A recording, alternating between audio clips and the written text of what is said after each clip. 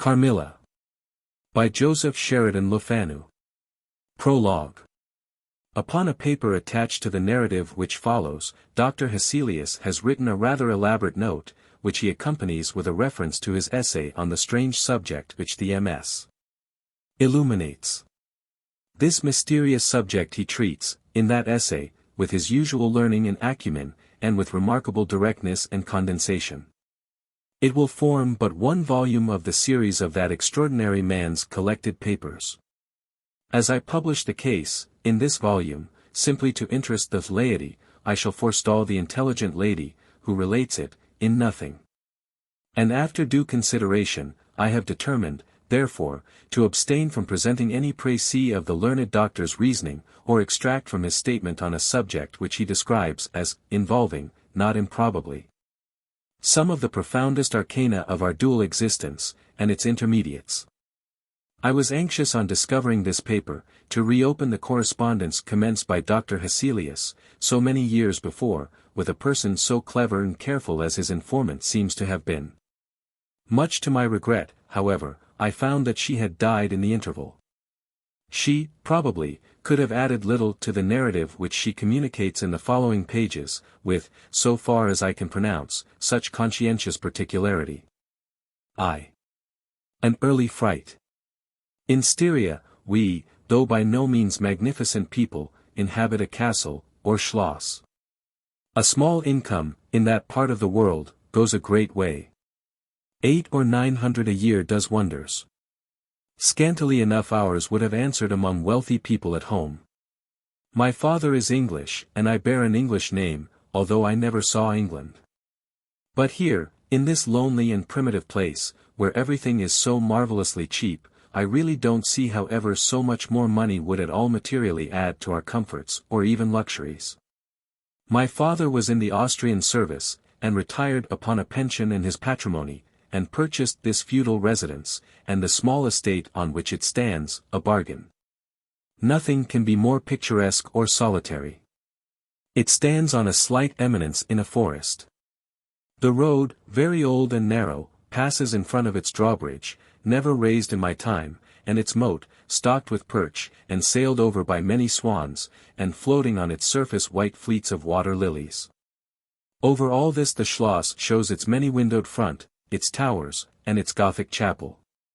The forest opens in an irregular and very picturesque glade before its gate, and at the right a steep Gothic bridge carries the road over a stream that winds in deep shadow through the wood. I have said that this is a very lonely place. Judge whether I say truth. Looking from the hall door towards the road, the forest in which our castle stands extends 15 miles to the right, and 12 to the left. The nearest inhabited village is about 7 of your English miles to the left. The nearest inhabited schloss of any historic associations, is that of old General Spielsdorf, nearly 20 miles away to the right. I have said the nearest inhabited village, because there is, only 3 miles westward, that is to say in the direction of General Spielsdorf's schloss, a ruined village, with its quaint little church, now roofless. In the aisle of which are the mouldering tombs of the proud family of Karnstein, now extinct, who once owned the equally desolate chateau which, in the thick of the forest, overlooks the silent ruins of the town. Respecting the cause of the desertion of this striking and melancholy spot, there is a legend which I shall relate to you another time. I must tell you now, how very small is the party who constitute the inhabitants of our castle. I don't include servants, or those dependents who occupy rooms in the buildings attached to the schloss. Listen, and wonder. My father, who is the kindest man on earth, but growing old, and I, at the date of my story, only 19. 8 years have passed since then. I and my father constituted the family at the schloss. My mother, a Styrian lady, died in my infancy, but I had a good-natured governess, who had been with me from, I might almost say, my infancy. I could not remember the time when her fat, benignant face was not a familiar picture in my memory. This was Madame Perrodon, a native of Bern, whose care and good nature now in part supplied to me the loss of my mother, whom I do not even remember, so early I lost her. She made a third at our little dinner party. There was a fourth, Mademoiselle de La Fontaine, a lady such as you term, I believe, a finishing governess. She spoke French and German, Madame Perrodon French and broken English, to which my father and I added English, which, partly to prevent its becoming a lost language among us, and partly from patriotic motives, we spoke every day. The consequence was a babel, at which strangers used to laugh, and which I shall make no attempt to reproduce in this narrative. And there were 2 or 3 young lady friends besides, pretty nearly of my own age, who were occasional visitors, for longer or shorter terms, and these visits I sometimes returned. These were our regular social resources. But of course there were chance visits from neighbors of only 5 or 6 leagues distance. My life was, notwithstanding, rather a solitary one, I can assure you. My gouvernantes had just so much control over me as you might conjecture such sage persons would have in the case of a rather spoiled girl, whose only parent allowed her pretty nearly her own way in everything. The first occurrence in my existence, which produced a terrible impression upon my mind, which, in fact, never has been effaced, was one of the very earliest incidents of my life which I can recollect. Some people will think it so trifling that it should not be recorded here. You will see, however, by and by, why I mention it. The nursery, as it was called, though I had it all to myself, was a large room in the upper story of the castle, with a steep oak roof. I can't have been more than 6 years old, when one night I awoke, and looking round the room from my bed, failed to see the nursery maid. Neither was my nurse there, and I thought myself alone. I was not frightened, for I was one of those happy children who are studiously kept in ignorance of ghost stories, of fairy tales, and of all such lore as makes us cover up our heads when the door cracks suddenly, or the flicker of an expiring candle makes the shadow of a bedpost dance upon the wall, nearer to our faces. I was vexed and insulted at finding myself, as I conceived, neglected, and I began to whimper, preparatory to a hearty bout of roaring, when to my surprise, I saw a solemn, but very pretty face looking at me from the side of the bed. It was that of a young lady who was kneeling, with her hands under the coverlet. I looked at her with a kind of pleased wonder, and ceased whimpering. She caressed me with her hands, and lay down beside me on the bed, and drew me towards her, smiling. I felt immediately delightfully soothed, and fell asleep again. I was wakened by a sensation as if 2 needles ran into my breast very deep at the same moment, and I cried loudly. The lady started back, with her eyes fixed on me, and then slipped down upon the floor, and, as I thought, hid herself under the bed. I was now for the first time frightened, and I yelled with all my might and main. Nurse, nursery maid, housekeeper, all came running in, and hearing my story, they made light of it, soothing me all they could meanwhile. But, child as I was, I could perceive that their faces were pale with an unwonted look of anxiety, and I saw them look under the bed, and about the room, and peep under tables and pluck open cupboards. And the housekeeper whispered to the nurse, "Lay your hand along that hollow in the bed, someone did lie there, so sure as you did not, the place is still warm." I remember the nursery maid petting me, and all 3 examining my chest, where I told them I felt the puncture, and pronouncing that there was no sign visible that any such thing had happened to me. The housekeeper and the 2 other servants who were in charge of the nursery, remained sitting up all night, and from that time a servant always sat up in the nursery until I was about 14. I was very nervous for a long time after this. A doctor was called in, he was pallid and elderly. How well I remember his long saturnine face, slightly pitted with smallpox, and his chestnut wig. For a good while, every second day, he came and gave me medicine, which of course I hated. The morning after I saw this apparition I was in a state of terror, and could not bear to be left alone, daylight though it was, for a moment. I remember my father coming up and standing at the bedside, and talking cheerfully, and asking the nurse a number of questions, and laughing very heartily at one of the answers. And patting me on the shoulder, and kissing me, and telling me not to be frightened, that it was nothing but a dream and could not hurt me. But I was not comforted, for I knew the visit of the strange woman was not a dream. And I was awfully frightened. I was a little consoled by the nursery maid's assuring me that it was she who had come and looked at me, and lain down beside me in the bed, and that I must have been half dreaming not to have known her face. But this, though supported by the nurse, did not quite satisfy me. I remembered, in the course of that day, a venerable old man, in a black cassock, coming into the room with the nurse and housekeeper, and talking a little to them, and very kindly to me. His face was very sweet and gentle, and he told me they were going to pray, and joined my hands together, and desired me to say, softly, while they were praying, Lord, hear all good prayers for us, for Jesus' sake. I think these were the very words, for I often repeated them to myself, and my nurse used for years to make me say them in my prayers. I remembered so well the thoughtful sweet face of that white-haired old man, in his black cassock, as he stood in that rude, lofty, brown room, with the clumsy furniture of a fashion 300 years old about him, and the scanty light entering its shadowy atmosphere through the small lattice. He kneeled, and the three women with him, and he prayed aloud with an earnest quavering voice for, what appeared to me, a long time. I forget all my life preceding that event, and for some time after it is all obscure also, but the scenes I have just described stand out vivid as the isolated pictures of the phantasmagoria surrounded by darkness. 2. A guest. I am now going to tell you something so strange that it will require all your faith in my veracity to believe my story. It is not only true, nevertheless, but truth of which I have been an eyewitness. It was a sweet summer evening, and my father asked me, as he sometimes did, to take a little ramble with him along that beautiful forest vista which I have mentioned as lying in front of the Schloss. General Spielsdorf cannot come to us so soon as I had hoped, said my father, as we pursued our walk. He was to have paid us a visit of some weeks, and we had expected his arrival next day.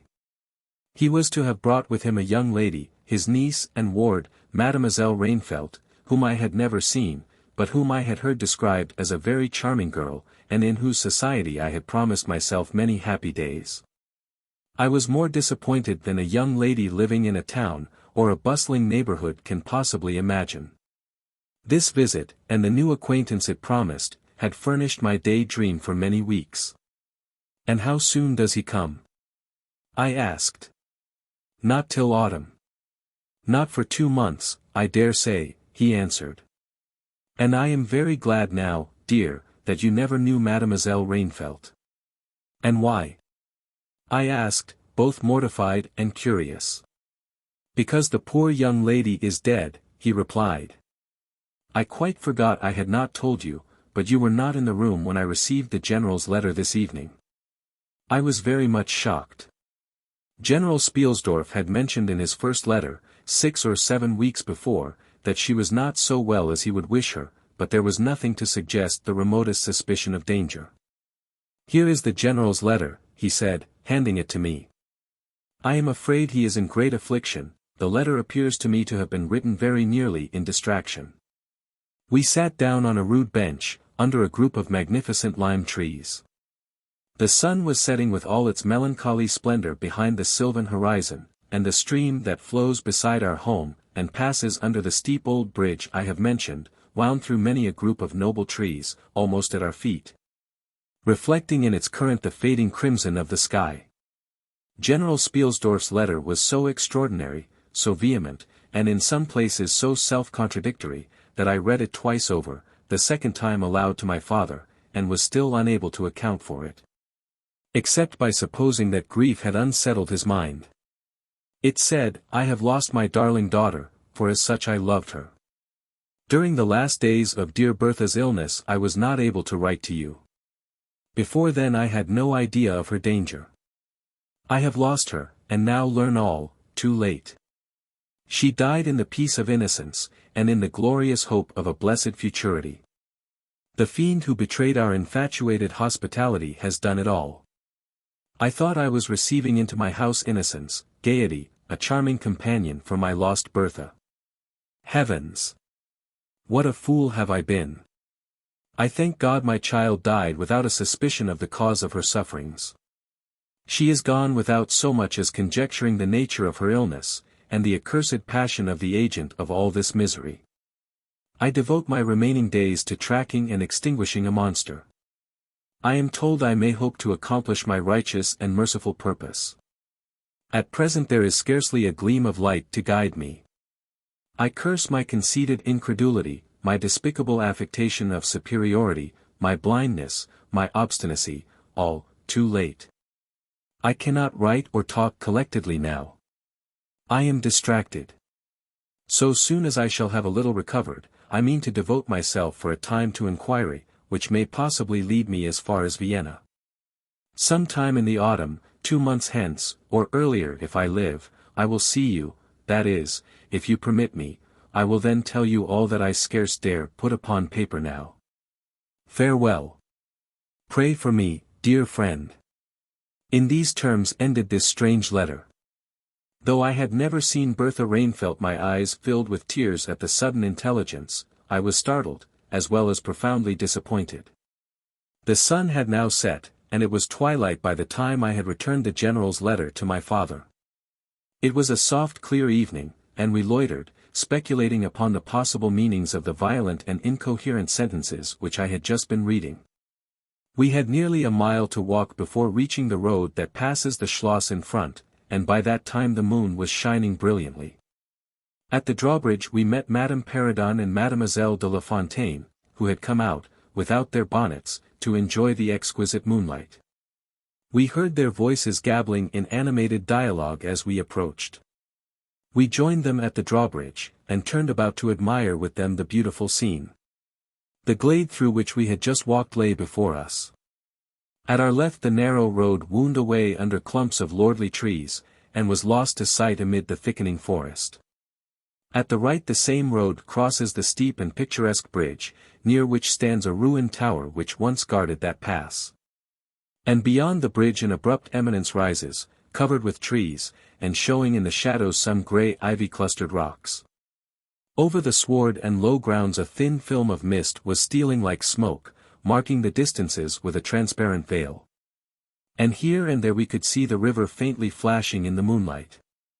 No softer, sweeter scene could be imagined. The news I had just heard made it melancholy. But nothing could disturb its character of profound serenity, and the enchanted glory and vagueness of the prospect. My father, who enjoyed the picturesque, and I, stood looking in silence over the expanse beneath us. The 2 good governesses, standing a little way behind us, discoursed upon the scene, and were eloquent upon the moon. Madame Perrodon was fat, middle-aged, and romantic, and talked and sighed poetically. Mademoiselle de La Fontaine, in right of her father who was a German, assumed to be psychological, metaphysical, and something of a mystic, now declared that when the moon shone with a light so intense it was well known that it indicated a special spiritual activity. The effect of the full moon in such a state of brilliancy was manifold. It acted on dreams, it acted on lunacy, it acted on nervous people, it had marvelous physical influences connected with life. Mademoiselle related that her cousin, who was mate of a merchant ship, having taken a nap on deck on such a night, lying on his back, with his face full in the light on the moon, had wakened, after a dream of an old woman clawing him by the cheek, with his features horribly drawn to one side. And his countenance had never quite recovered its equilibrium.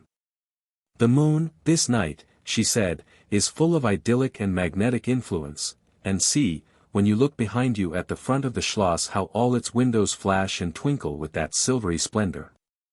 As if unseen hands had lighted up the rooms to receive fairy guests. There are indolent styles of the spirits in which, indisposed to talk ourselves, the talk of others is pleasant to our listless ears, and I gazed on, pleased with the tinkle of the ladies' conversation. I have got into one of my moping moods tonight, said my father, after a silence, and quoting Shakespeare, whom, by way of keeping up our English, he used to read aloud, he said. In truth I know not why I am so sad. It wearies me, you say it wearies you, but how I got it, came by it. I forget the rest. But I feel as if some great misfortune were hanging over us. I suppose the poor general's afflicted letter has had something to do with it. At this moment the unwonted sound of carriage wheels and many hoofs upon the road, arrested our attention. They seemed to be approaching from the high ground overlooking the bridge, and very soon the equipage emerged from that point. 2 horsemen first crossed the bridge, then came a carriage drawn by 4 horses, and 2 men rode behind. It seemed to be the traveling carriage of a person of rank, and we were all immediately absorbed in watching that very unusual spectacle. It became, in a few moments, greatly more interesting, for just as the carriage had passed the summit of the steep bridge, one of the leaders, taking fright, communicated his panic to the rest, and after a plunge or two, the whole team broke into a wild gallop together, and dashing between the horsemen who rode in front, came thundering along the road towards us with the speed of a hurricane. The excitement of the scene was made more painful by the clear, long-drawn screams of a female voice from the carriage window. We all advanced in curiosity and horror, me rather in silence, the rest with various ejaculations of terror. Our suspense did not last long. Just before you reach the castle drawbridge, on the route they were coming, there stands by the roadside a magnificent lime tree, on the other stands an ancient stone cross, at sight of which the horses, now going at a pace that was perfectly frightful, swerved so as to bring the wheel over the projecting roots of the tree. I knew what was coming. I covered my eyes, unable to see it out, and turned my head away. At the same moment I heard a cry from my lady friends, who had gone on a little. Curiosity opened my eyes, and I saw a scene of utter confusion. 2 of the horses were on the ground, the carriage lay upon its side with 2 wheels in the air. The men were busy removing the traces, and a lady with a commanding air and figure had got out, and stood with clasped hands, raising the handkerchief that was in them every now and then to her eyes. Through the carriage door was now lifted a young lady, who appeared to be lifeless. My dear old father was already beside the elder lady, with his hat in his hand, evidently tendering his aid and the resources of his Schloss. The lady did not appear to hear him, or to have eyes for anything but the slender girl who was being placed against the slope of the bank. I approached. The young lady was apparently stunned, but she was certainly not dead. My father, who piqued himself on being something of a physician, had just had his fingers on her wrist and assured the lady, who declared herself her mother, that her pulse, though faint and irregular, was undoubtedly still distinguishable. The lady clasped her hands and looked upward, as if in a momentary transport of gratitude, but immediately she broke out again in that theatrical way which is, I believe, natural to some people. She was what is called a fine-looking woman for her time of life, and must have been handsome. She was tall, but not thin, and dressed in black velvet, and looked rather pale, but with a proud and commanding countenance, though now agitated strangely. Who was ever being so born to calamity? I heard her say, with clasped hands, as I came up. Here am I, on a journey of life and death, in prosecuting which to lose an hour is possibly to lose all. My child will not have recovered sufficiently to resume her route for who can say how long. I must leave her, I cannot, dare not, delay. How far on, sir, can you tell, is the nearest village? I must leave her there, and shall not see my darling, or even hear of her till my return, 3 months hence. I plucked my father by the coat, and whispered earnestly in his ear, "Oh, Papa, pray ask her to let her stay with us, it would be so delightful. Do, pray. If Madame will entrust her child to the care of my daughter, and of her good gouvernante, Madame Peridon, and permit her to remain as our guest, under my charge, until her return, it will confer a distinction and an obligation upon us.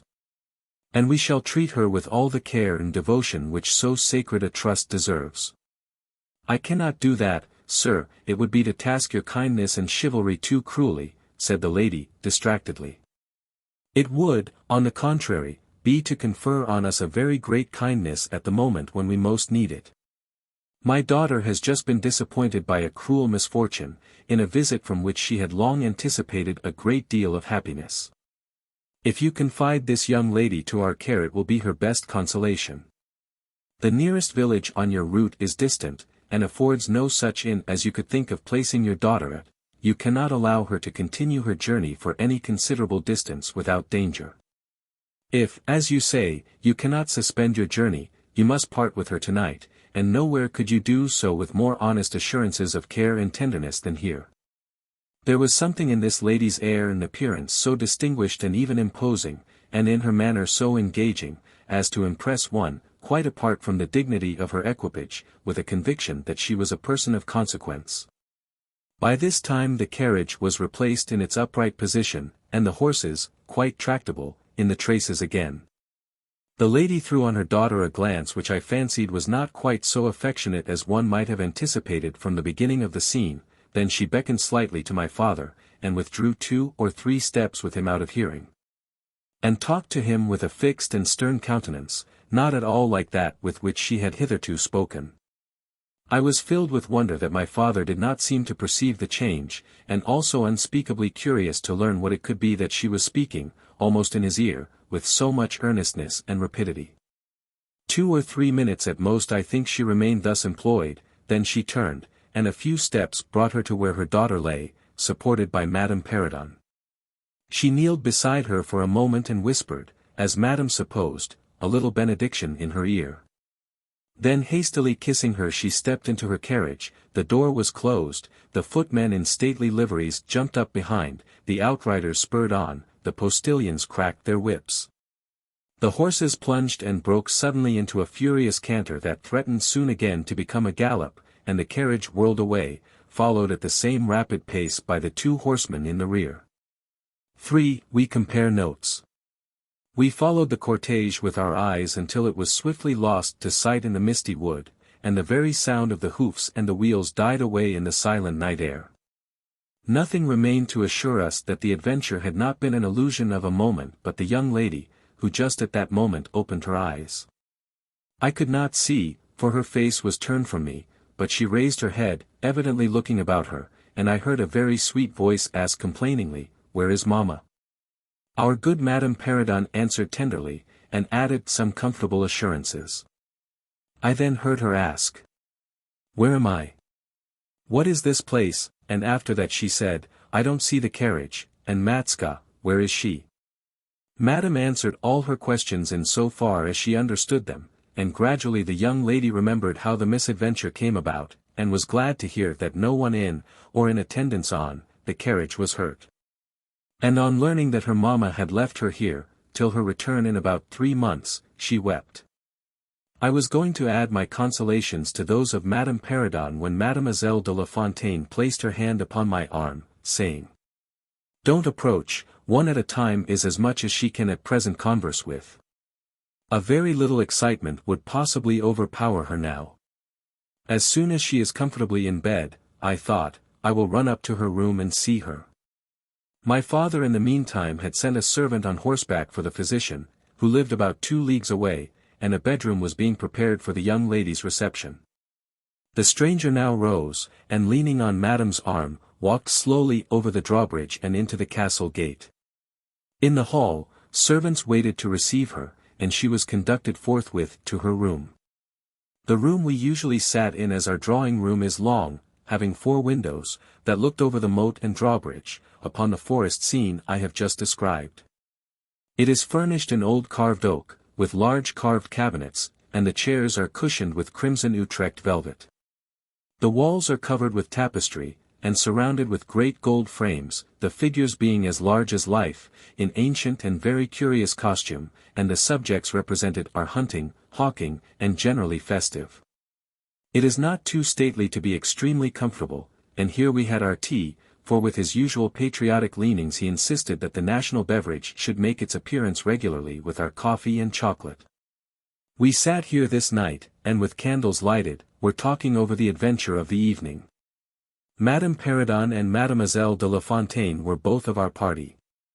The young stranger had hardly lain down in her bed when she sank into a deep sleep, and those ladies had left her in the care of a servant.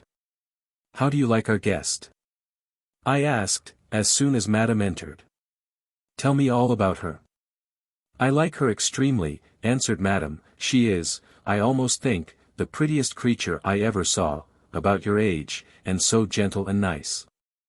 "She is absolutely beautiful," threw in Mademoiselle, who had peeped for a moment into the stranger's room.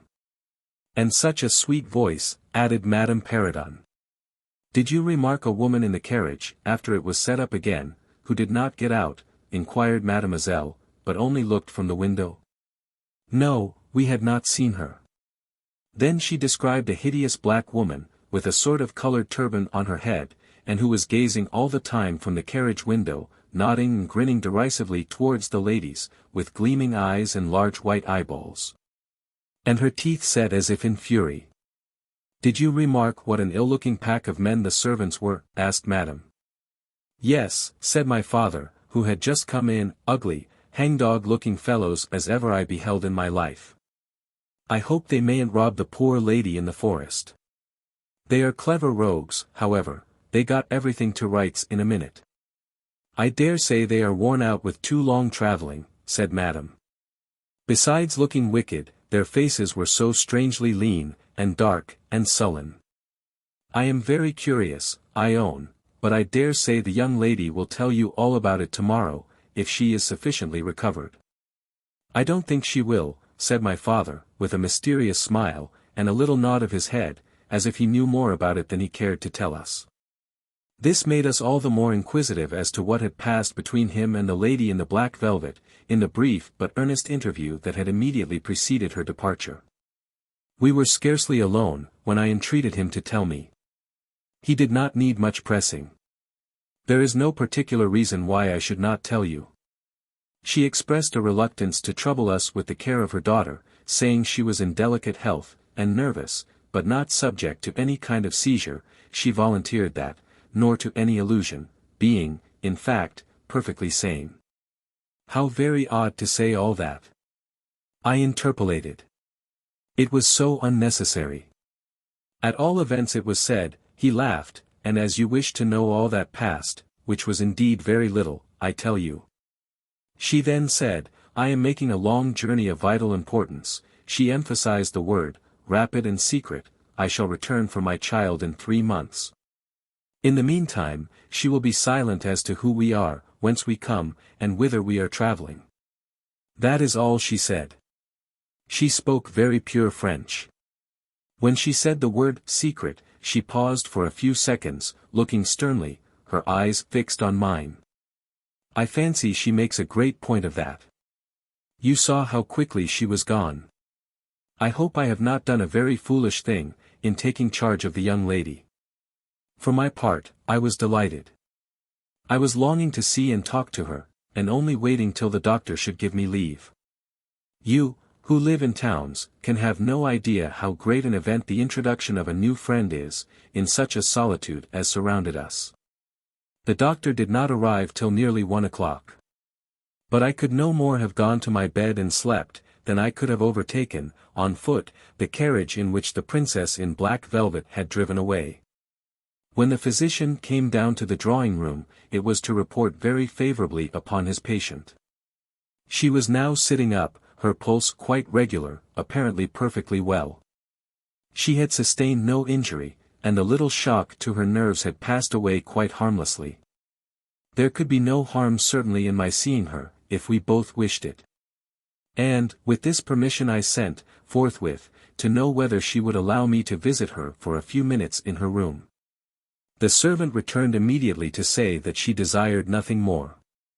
You may be sure I was not long in availing myself of this permission. Our visitor lay in one of the handsomest rooms in the Schloss. It was, perhaps, a little stately. There was a sombre piece of tapestry opposite the foot of the bed, representing Cleopatra with the asps to her bosom, and other solemn classic scenes were displayed, a little faded, upon the other walls. But there was gold carving, and rich and varied color enough in the other decorations of the room, to more than redeem the gloom of the old tapestry. There were candles at the bedside. She was sitting up. Her slender pretty figure enveloped in a soft silk dressing gown, embroidered with flowers, and lined with thick quilted silk, which her mother had thrown over her feet as she lay upon the ground. What was it that, as I reached the bedside and had just begun my little greeting, struck me dumb in a moment, and made me recoil a step or two from before her? I will tell you. I saw the very face which had visited me in my childhood at night, which remained so fixed in my memory, and on which I had for so many years so often ruminated with horror, when no one suspected of what I was thinking. It was pretty, even beautiful, and when I first beheld it, wore the same melancholy expression. But this almost instantly lighted into a strange fixed smile of recognition. There was a silence of fully a minute, and then at length she spoke. I could not. How wonderful, she exclaimed. 12 years ago, I saw your face in a dream, and it has haunted me ever since. Wonderful indeed. I repeated, overcoming with an effort the horror that had for a time suspended my utterances. 12 years ago, in vision or reality, I certainly saw you. I could not forget your face. It has remained before my eyes ever since. Her smile had softened. Whatever I had fancied strange in it, was gone, and it and her dimpling cheeks were now delightfully pretty and intelligent. I felt reassured, and continued more in the vein which hospitality indicated, to bid her welcome, and to tell her how much pleasure her accidental arrival had given us all, and especially what a happiness it was to me. I took her hand as I spoke. I was a little shy, as lonely people are, but the situation made me eloquent, and even bold. She pressed my hand, she laid hers upon it, and her eyes glowed, as, looking hastily into mine, she smiled again, and blushed. She answered my welcome very prettily. I sat down beside her, still wondering, and she said, I must tell you my vision about you. It is so very strange that you and I should have had, each of the other so vivid a dream, that each should have seen, I you and you me, looking as we do now, when of course we both were mere children. I was a child, about 6 years old, and I awoke from a confused and troubled dream, and found myself in a room, unlike my nursery, wainscoted clumsily in some dark wood, and with cupboards and bedsteads, and chairs, and benches placed about it. The beds were, I thought, all empty, and the room itself without anyone but myself in it. And I, after looking about me for some time, and admiring especially an iron candlestick with 2 branches, which I should certainly know again, crept under one of the beds to reach the window. But as I got from under the bed, I heard someone crying, and looking up, while I was still upon my knees, I saw you, most assuredly you, as I see you now. A beautiful young lady, with golden hair and large blue eyes, and lips, your lips, you as you are here. Your looks won me. I climbed on the bed and put my arms about you, and I think we both fell asleep. I was aroused by a scream. You were sitting up screaming. I was frightened, and slipped down upon the ground, and, it seemed to me, lost consciousness for a moment, and when I came to myself, I was again in my nursery at home. Your face I have never forgotten since. I could not be misled by mere resemblance. You are the lady whom I saw then. It was now my turn to relate my corresponding vision, which I did, to the undisguised wonder of my new acquaintance. I don't know which should be most afraid of the other, she said, again smiling. If you were less pretty I think I should be very much afraid of you, but being as you are, and you and I both so young. I feel only that I have made your acquaintance 12 years ago, and have already a right to your intimacy. At all events it does seem as if we were destined, from our earliest childhood, to be friends. I wonder whether you feel as strangely drawn towards me as I do to you. I have never had a friend, shall I find one now? She sighed, and her fine dark eyes gazed passionately on me. Now the truth is, I felt rather unaccountably towards the beautiful stranger. I did feel, as she said, drawn towards her, but there was also something of repulsion. In this ambiguous feeling, however, the sense of attraction immensely prevailed. She interested and won me, she was so beautiful and so indescribably engaging. I perceived now something of languor and exhaustion stealing over her, and hastened to bid her good night. The doctor thinks, I added, that you ought to have a maid to sit up with you tonight. One of ours is waiting, and you will find her a very useful and quiet creature. How kind of you, but I could not sleep, I never could with an attendant in the room. I shan't require any assistance, and, shall I confess my weakness, I am haunted with a terror of robbers. Our house was robbed once, and 2 servants murdered, so I always lock my door.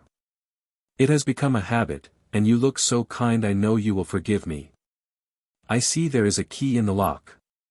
She held me close in her pretty arms for a moment and whispered in my ear, good night, darling, it is very hard to part with you, but good night, tomorrow, but not early, I shall see you again." She sank back on the pillow with a sigh, and her fine eyes followed me with a fond and melancholy gaze, and she murmured again, "Good night, dear friend." Young people like, and even love, on impulse. I was flattered by the evident, though as yet undeserved, fondness she showed me. I liked the confidence with which she at once received me. She was determined that we should be very near friends. Next day came and we met again. I was delighted with my companion, that is to say, in many respects. Her looks lost nothing in daylight, she was certainly the most beautiful creature I had ever seen, and the unpleasant remembrance of the face presented in my early dream, had lost the effect of the first unexpected recognition. She confessed that she had experienced a similar shock on seeing me, and precisely the same faint antipathy that had mingled with my admiration of her. We now laughed together over our momentary horrors. 4. Her habits, a saunter. I told you that I was charmed with her in most particulars. There were some that did not please me so well. She was above the middle height of women. I shall begin by describing her. She was slender, and wonderfully graceful. Except that her movements were languid, very languid, indeed, there was nothing in her appearance to indicate an invalid. Her complexion was rich and brilliant, her features were small and beautifully formed, her eyes large, dark, and lustrous. Her hair was quite wonderful, I never saw hair so magnificently thick and long when it was down about her shoulders. I have often placed my hands under it, and laughed with wonder at its weight. It was exquisitely fine and soft, and in color a rich very dark brown, with something of gold. I loved to let it down, tumbling with its own weight, as, in her room, she lay back in her chair talking in her sweet low voice, I used to fold and braid it, and spread it out and play with it. Heavens! If I had but known all! I said there were particulars which did not please me. I have told you that her confidence won me the first night I saw her. But I found that she exercised with respect to herself, her mother, her history, everything in fact connected with her life, plans, and people, an ever-wakeful reserve. I dare say I was unreasonable, perhaps I was wrong. I dare say I ought to have respected the solemn injunction laid upon my father by the stately lady in black velvet. But curiosity is a restless and unscrupulous passion, and no one girl can endure, with patience, that hers should be baffled by another. What harm could it do anyone to tell me what I so ardently desired to know? Had she no trust in my good sense or honor? Why would she not believe me when I assured her, so solemnly, that I would not divulge one syllable of what she told me to any mortal breathing? There was a coldness, it seemed to me, beyond her years, in her smiling melancholy persistent refusal to afford me the least ray of light. I cannot say we quarreled upon this point, for she would not quarrel upon any. It was, of course, very unfair of me to press her, very ill-bred, but I really could not help it, and I might just as well have let it alone. What she did tell me amounted, in my unconscionable estimation, to nothing. It was all summed up in 3 very vague disclosures. First, her name was Carmilla. Second, her family was very ancient and noble. Third, her home lay in the direction of the west. She would not tell me the name of her family, nor their armorial bearings, nor the name of their estate, nor even that of the country they lived in. You are not to suppose that I worried her incessantly on these subjects. I watched opportunity, and rather insinuated than urged my inquiries. Once or twice, indeed, I did attack her more directly. But no matter what my tactics, utter failure was invariably the result. Reproaches and caresses were all lost upon her. But I must add this, that her evasion was conducted with so pretty a melancholy and deprecation, with so many, and even passionate declarations of her liking for me, and trust in my honor, and with so many promises that I should at last know all, that I could not find it in my heart long to be offended with her. She used to place her pretty arms about my neck, draw me to her, and laying her cheek to mine, murmur with her lips near my ear, "Dearest, your little heart is wounded." Think me not cruel because I obey the irresistible law of my strength and weakness. If your dear heart is wounded, my wild heart bleeds with yours. In the rapture of my enormous humiliation I live in your warm life, and you shall die, sweetly die, into mine. I cannot help it. As I draw near to you, you, in your turn, will draw near to others, and learn the rapture of that cruelty, which yet is love, so, for a while, seek to know no more of me and mine, but trust me with all your loving spirit. And when she had spoken such a rhapsody, she would press me more closely in her trembling embrace, and her lips in soft kisses gently glow upon my cheek. Her agitations and her language were unintelligible to me. From these foolish embraces, which were not a very frequent occurrence, I must allow, I used to wish to extricate myself, but my energies seemed to fail me. Her murmured words sounded like a lullaby in my ear, and soothed my resistance into a trance, from which I only seemed to recover myself when she withdrew her arms. In these mysterious moods I did not like her.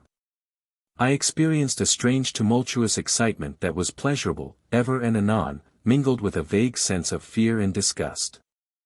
I had no distinct thoughts about her while such scenes lasted, but I was conscious of a love growing into adoration, and also of abhorrence.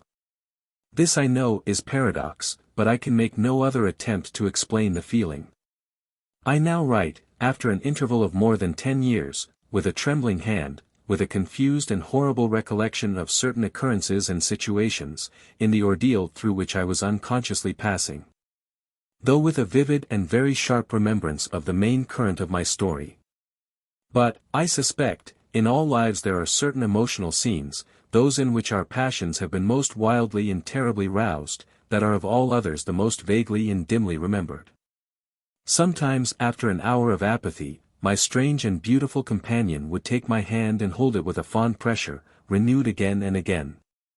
Blushing softly, gazing in my face with languid and burning eyes, and breathing so fast that her dress rose and fell with the tumultuous respiration. It was like the ardor of a lover, it embarrassed me, it was hateful and yet overpowering. And with gloating eyes she drew me to her, and her hot lips travelled along my cheek in kisses, and she would whisper, almost in sobs, "You are mine, you shall be mine, you and I are one forever." Then she had thrown herself back in her chair, with her small hands over her eyes, leaving me trembling. "Are we related?" I used to ask. "What can you mean by all this? I remind you perhaps of someone whom you love, but you must not, I hate it. I don't know you, I don't know myself when you look so and talk so." She used to sigh at my vehemence, then turn away and drop my hand. Respecting these very extraordinary manifestations I strove in vain to form any satisfactory theory, I could not refer them to affectation or trick. It was unmistakably the momentary breaking out of suppressed instinct and emotion. Was she, notwithstanding her mother's volunteered denial, subject to brief visitations of insanity, or was there here a disguise and a romance? I had read in old storybooks of such things. What if a boyish lover had found his way into the house, and sought to prosecute his suit in masquerade, with the assistance of a clever old adventuress? But there were many things against this hypothesis, highly interesting as it was to my vanity. I could boast of no little attentions such as masculine gallantry delights to offer. Between these passionate moments there were long intervals of commonplace, of gaiety, of brooding melancholy, during which, except that I detected her eyes so full of melancholy fire, following me, at times I might have been as nothing to her. Except in these brief periods of mysterious excitement her ways were girlish, and there was always a languor about her, quite incompatible with a masculine system in a state of health. In some respects her habits were odd. Perhaps not so singular in the opinion of a town lady like you, as they appeared to us rustic people. She used to come down very late, generally not till 1 o'clock, she would then take a cup of chocolate, but eat nothing. We then went out for a walk, which was a mere saunter, and she seemed, almost immediately, exhausted, and either returned to the schloss or sat on one of the benches that were placed, here and there, among the trees. This was a bodily languor in which her mind did not sympathize. She was always an animated talker, and very intelligent. She sometimes alluded for a moment to her own home, or mentioned an adventure or situation, or an early recollection, which indicated a people of strange manners, and described customs of which we knew nothing. I gathered from these chance hints that her native country was much more remote than I had at first fancied. As we sat thus one afternoon under the trees, a funeral passed us by. It was that of a pretty young girl, whom I had often seen, the daughter of one of the rangers of the forest. The poor man was walking behind the coffin of his darling, she was his only child, and he looked quite heartbroken. Peasants walking two and two came behind, they were singing a funeral hymn. I rose to mark my respect as they passed, and joined in the hymn they were very sweetly singing. My companion shook me a little roughly, and I turned surprised. She said brusquely, "Don't you perceive how discordant that is?" "I think it very sweet, on the contrary," I answered, vexed at the interruption, and very uncomfortable, lest the people who composed the little procession should observe and resent what was passing. I resumed, therefore, instantly, and was again interrupted. "You pierce my ears," said Carmilla, almost angrily, and stopping her ears with her tiny fingers. "Besides, how can you tell that your religion and mine are the same? Your forms wound me, and I hate funerals. What a fuss! Why, you must die, everyone must die, and all are happier when they do. Come home. My father has gone on with the clergyman to the churchyard. I thought you knew she was to be buried today." "She? I don't trouble my head about peasants. I don't know who she is," answered Carmilla, with a flash from her fine eyes.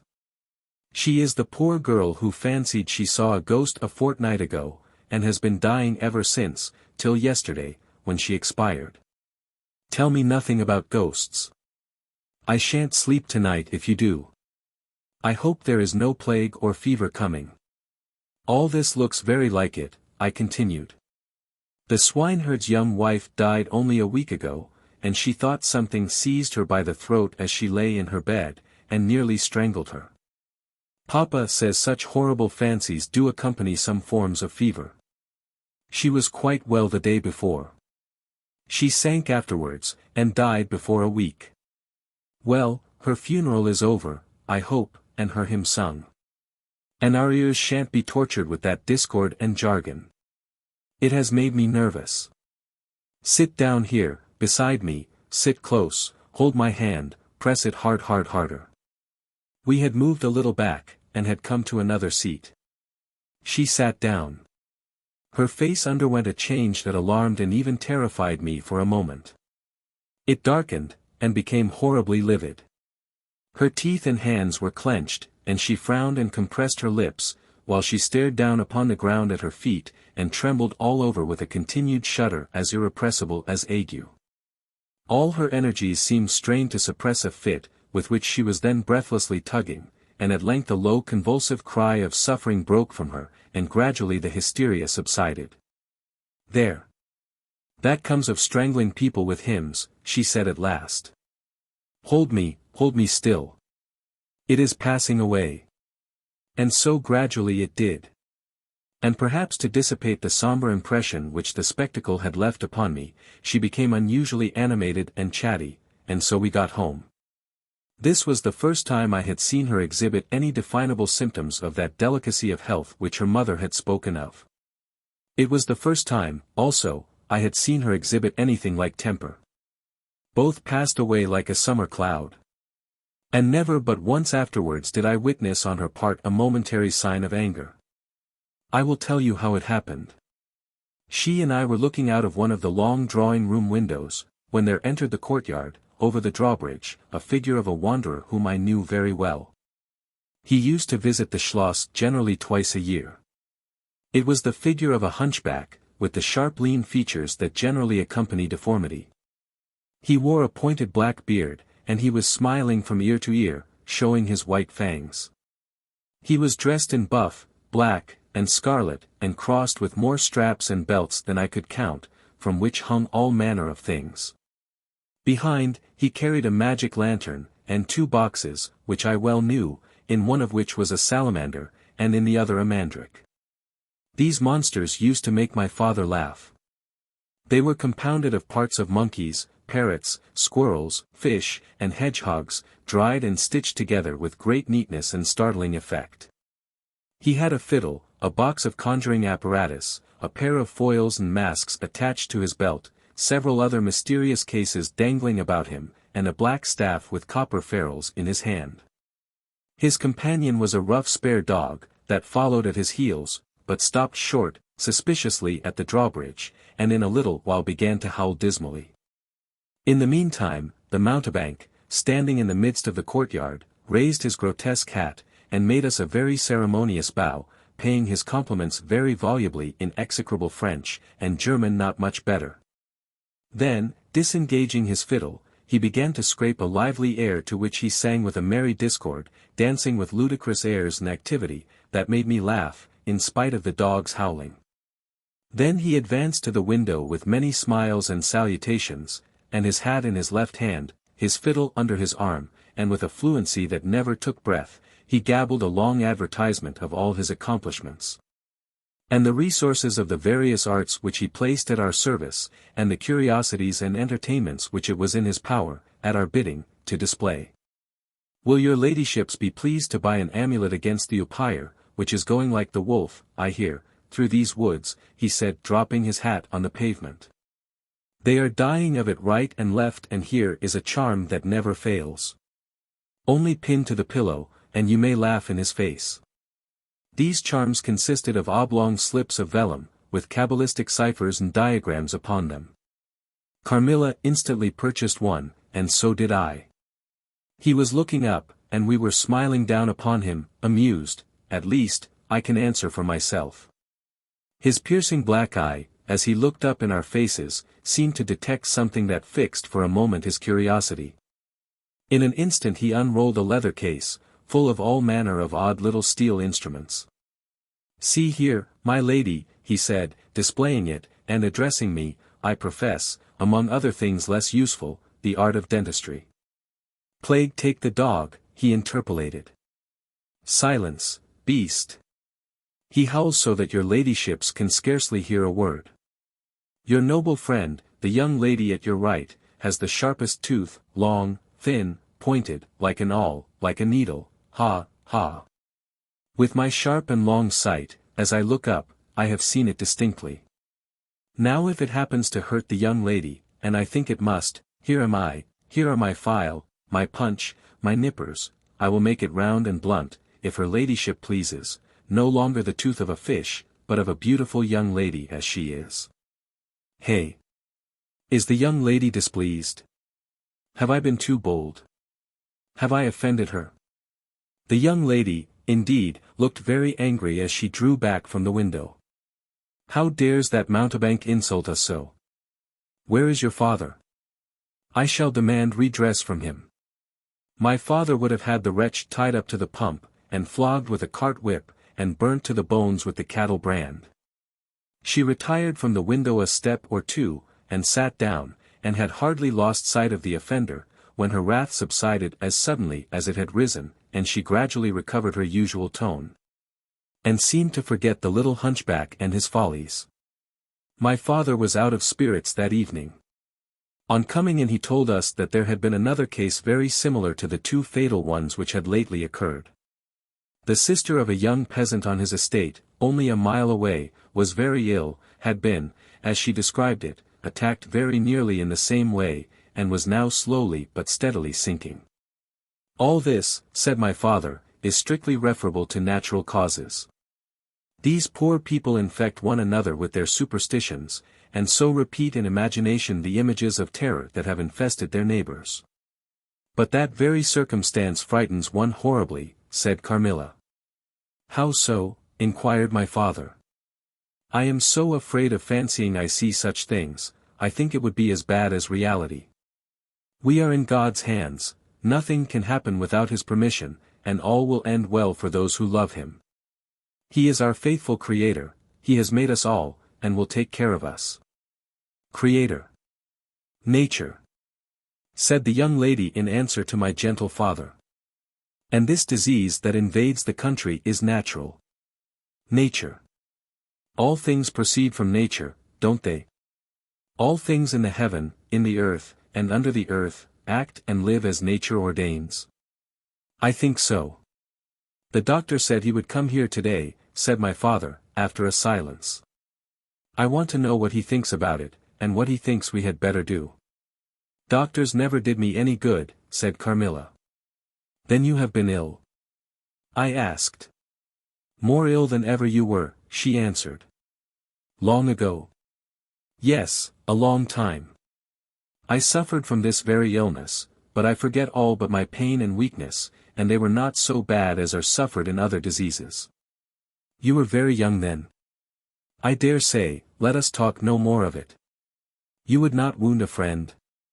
She looked languidly in my eyes, and passed her arm round my waist lovingly, and led me out of the room. My father was busy over some papers near the window. Why does your papa like to frighten us? Said the pretty girl with a sigh and a little shudder. He doesn't, dear Carmilla, it is the very furthest thing from his mind. Are you afraid, dearest?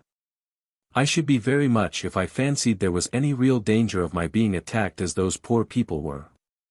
You are afraid to die? Yes, every one is. But to die as lovers may, to die together, so that they may live together.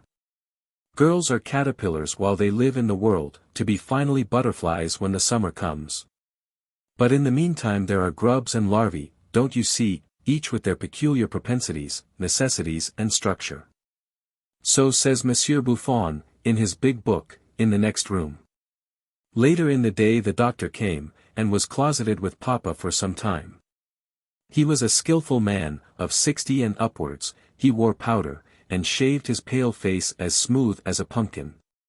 He and Papa emerged from the room together, and I heard Papa laugh, and say as they came out. Well, I do wonder at a wise man like you. What do you say to hippogriffs and dragons? The doctor was smiling, and made answer, shaking his head. Nevertheless life and death are mysterious states, and we know little of the resources of either. And so they walked on, and I heard no more. I did not then know what the doctor had been broaching, but I think I guess it now. V. A wonderful likeness. This evening there arrived from Gratz the grave, dark-faced son of the picture cleaner, with a horse and cart laden with 2 large packing cases, having many pictures in each. It was a journey of 10 leagues, and whenever a messenger arrived at the Schloss from our little capital of Gratz, we used to crowd about him in the hall, to hear the news. This arrival created in our secluded quarters quite a sensation. The cases remained in the hall, and the messenger was taken charge of by the servants till he had eaten his supper.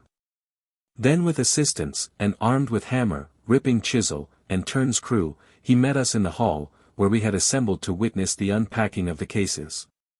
Carmilla sat looking listlessly on, while one after the other the old pictures, nearly all portraits, which had undergone the process of renovation, were brought to light.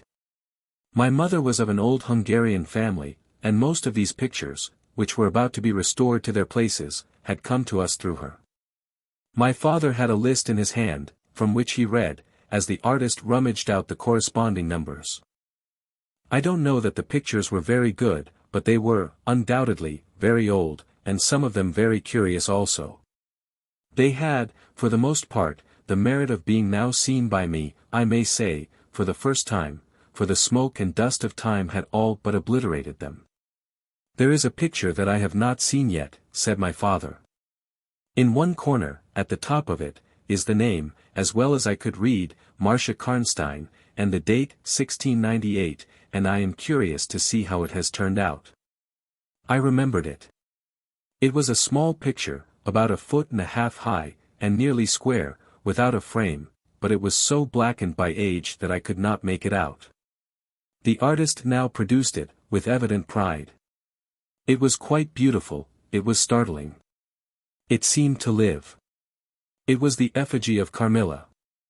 Carmilla, dear, here is an absolute miracle. Here you are, living, smiling, ready to speak, in this picture. Isn't it beautiful, Papa? And see, even the little mole on her throat. My father laughed, and said, certainly it is a wonderful likeness, but he looked away, and to my surprise seemed but little struck by it, and went on talking to the picture cleaner, who was also something of an artist. And discoursed with intelligence about the portraits or other works, which his art had just brought into light and color, while I was more and more lost in wonder the more I looked at the picture. "Will you let me hang this picture in my room, Papa?" I asked. "Certainly, dear," said he, smiling, "I'm very glad you think it's so like. It must be prettier even than I thought it, if it is." The young lady did not acknowledge this pretty speech, did not seem to hear it. She was leaning back in her seat, her fine eyes under their long lashes gazing on me in contemplation, and she smiled in a kind of rapture. "And now you can read quite plainly the name that is written in the corner. It is not Marcia, it looks as if it was done in gold. The name is Mircalla, Countess Karnstein, and this is a little coronet over and underneath AD 1698.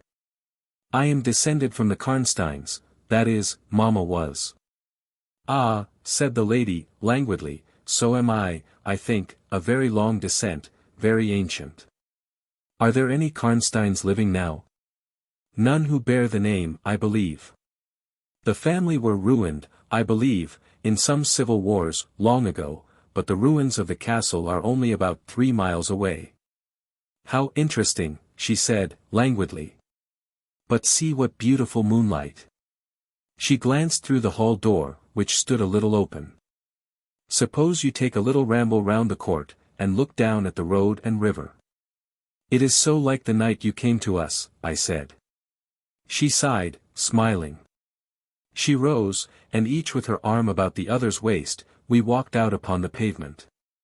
In silence, slowly we walked down to the drawbridge, where the beautiful landscape opened before us.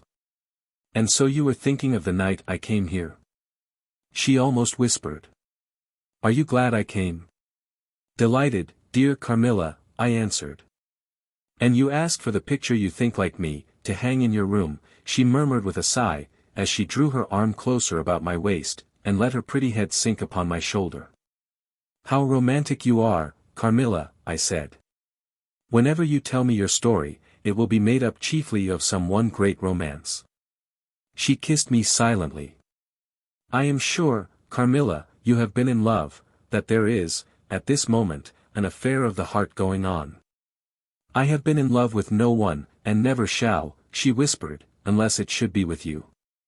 How beautiful she looked in the moonlight. Shy and strange was the look with which she quickly hid her face in my neck and hair, with tumultuous sighs, that seemed almost to sob, and pressed in mine a hand that trembled. Her soft cheek was glowing against mine. "Darling, darling," she murmured, "I live in you, and you would die for me, I love you so." I started from her. She was gazing on me with eyes from which all fire, all meaning had flown, and a face colorless and apathetic. "Is there a chill in the air, dear?" she said drowsily. "I almost shiver, have I been dreaming? Let us come in. Come, come, come in. You look ill, Carmilla, a little faint." "You certainly must take some wine," I said. "Yes. I will. I'm better now. I shall be quite well in a few minutes." "Yes, do give me a little wine," answered Carmilla, as we approached the door. "Let us look again for a moment, it is the last time, perhaps, I shall see the moonlight with you.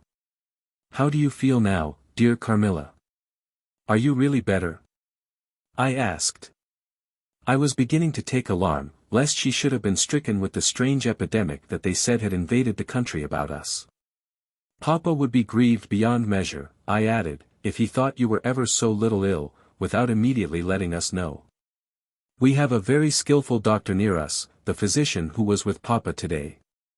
I'm sure he is. I know how kind you all are, but, dear child, I am quite well again. There is nothing ever wrong with me, but a little weakness. People say I am languid, I am incapable of exertion. I can scarcely walk as far as a child of 3 years old, and every now and then the little strength I have falters, and I become as you have just seen me. But after all I am very easily set up again, in a moment I am perfectly myself. See how I have recovered." So, indeed, she had, and she and I talked a great deal, and very animated she was, and the remainder of that evening passed without any recurrence of what I called her infatuations. I mean her crazy talk and looks, which embarrassed, and even frightened me. But there occurred that night an event which gave my thoughts quite a new turn, and seemed to startle even Carmilla's languid nature into momentary energy. 6. A very strange agony. When we got into the drawing room, and had sat down to our coffee and chocolate, although Carmilla did not take any, she seemed quite herself again, and Madame and Mademoiselle de la Fontaine joined us, and made a little card party, in the course of which Papa came in for what he called his dish of tea. When the game was over he sat down beside Carmilla on the sofa, and asked her, a little anxiously, whether she had heard from her mother since her arrival. She answered, no. He then asked whether she knew where a letter would reach her at present. I cannot tell, she answered ambiguously, but I have been thinking of leaving you. You have been already too hospitable and too kind to me. I have given you an infinity of trouble, and I should wish to take a carriage tomorrow, and post in pursuit of her. I know where I shall ultimately find her, although I dare not yet tell you. But you must not dream of any such thing, exclaimed my father, to my great relief. We can't afford to lose you so, and I won't consent to your leaving us, except under the care of your mother, who was so good as to consent to your remaining with us till she should herself return. I should be quite happy if I knew that you heard from her. But this evening the accounts of the progress of the mysterious disease that has invaded our neighborhood, grow even more alarming. And my beautiful guest, I do feel the responsibility, unaided by advice from your mother, very much. But I shall do my best, and one thing is certain, that you must not think of leaving us without her distinct direction to that effect. We should suffer too much in parting from you to consent to it easily. Thank you, sir, 1,000 times for your hospitality, she answered, smiling bashfully. You have all been too kind to me. I have seldom been so happy in all my life before, as in your beautiful chateau, under your care, and in the society of your dear daughter. So he gallantly, in his old-fashioned way, kissed her hand, smiling and pleased at her little speech. I accompanied Carmilla as usual to her room, and sat and chatted with her while she was preparing for bed.